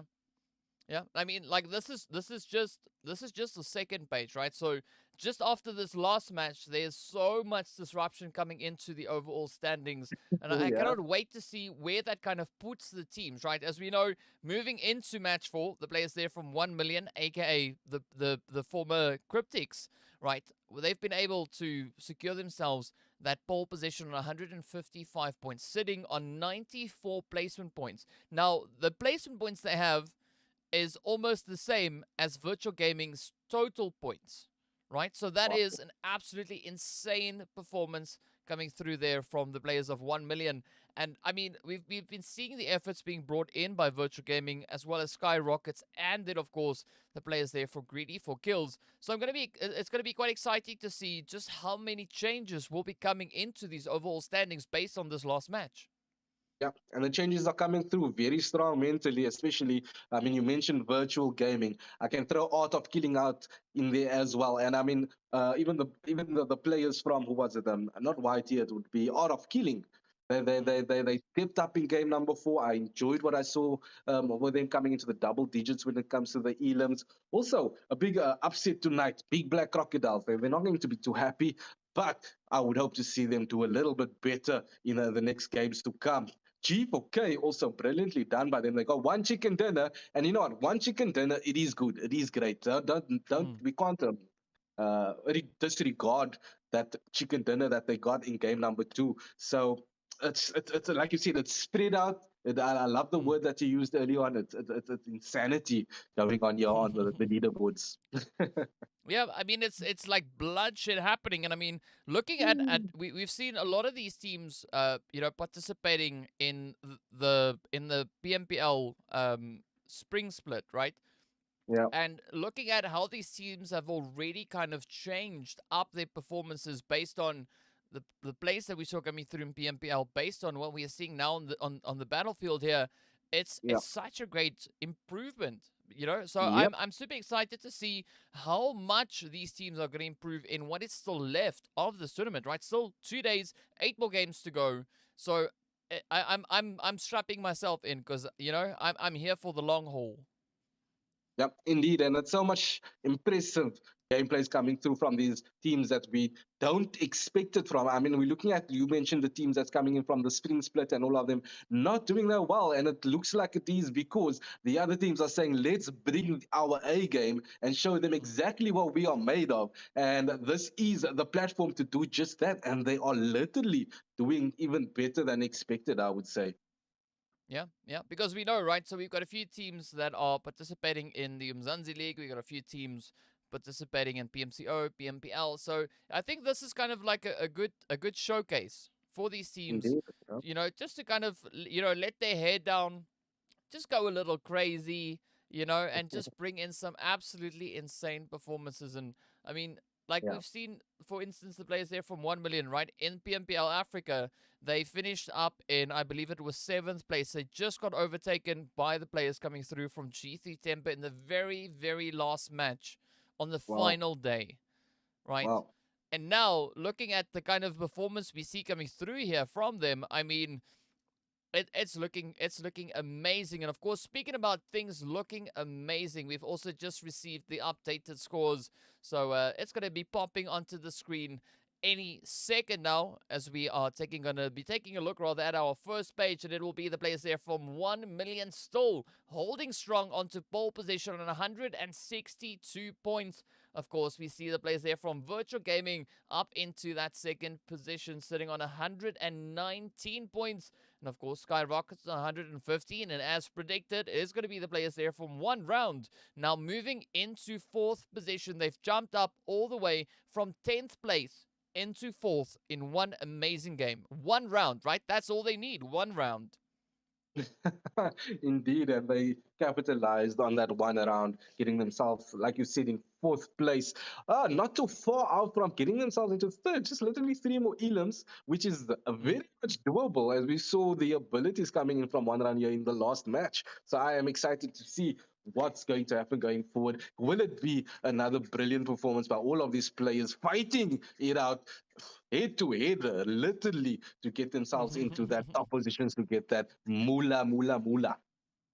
Yeah, mucho mula to come on through here. But of course, we can see now it's down to only two teams sitting on this first page have not yet been able to find a winner chicken dinner, right? Team Lag Yeah, and one more esports. But looking at the point situation, it is super contentious, right? That second to fourth position, 4 points difference, right? So that's going to change tomorrow. That's a given. But of course, these yeah. teams, as we've said, they're looking to close the gap on towards the players there from 1 million. Then again, if we look at Greedy for kills, sitting up in fifth place, 3 points ahead of Team Lag. And then, as we move a little bit further on, right, we can see eighth place sitting on 94 points. Then ninth place coming in on 93, 91. So it is still a very tough place. So all the way from fifth place down to 10th place can change in one single showing. So it is going to Yeah. be absolutely nail biting stuff to see where these teams are going to end up as we progress through these days, because it just keeps on being brought every single match. And we keep on seeing different teams stepping up to the challenge. Yep. Not a lot of teams that have been expected to be down below. I expected for them to be in the top half of the leaderboard. However, you know what? With time and I would say practice and Mm. everything else that comes along with it, that will translate onto the leaderboard, which is exactly what is happening here tonight. Sorry about that, BK. It's insanity that's happening right now in Yeah. my head. I Yeah. can't believe what I'm seeing. Yeah, and just before we come back to camera, I just want to point out the great balance. I mean, looking at the players there from the snipers, right? We've been really seeing them trying as much as they could, right? Sitting on 27 elims, 26 placement points. So, quite hopeful to see them looking to improve on that even more so moving into tomorrow's matches. But with that, as we now step into the last bit of this evening, an absolutely phenomenal performance coming through from these teams. Everyone bringing in such satisfying PUBG across the board. I mean, just looking at how these teams have progressed from the first day up to this third day, it's great to see the kind of development and improvements coming through as the teams, step up on a daily basis. We, of course, still have 2 more days to go, so that means that you guys will just have to tune in tomorrow once again as we move into our next 4 matches as well as our second to last day of play. And we are getting Yeah. close to the finish, but the teams are not done just yet. I mean, as we can see from today's performances, they are not going to be backing off of any of these fights. So be sure to join us for all the action on the battlefield here tomorrow as we continue with day 4 of the International Africa Gaming Cup Continental Finals. We look forward to seeing you all back again. Until then, I hope you everyone stay safe. And yeah, we cannot wait to see you back for even more crazy PUBG Mobile action. Definitely. See you guys tomorrow. Peace out.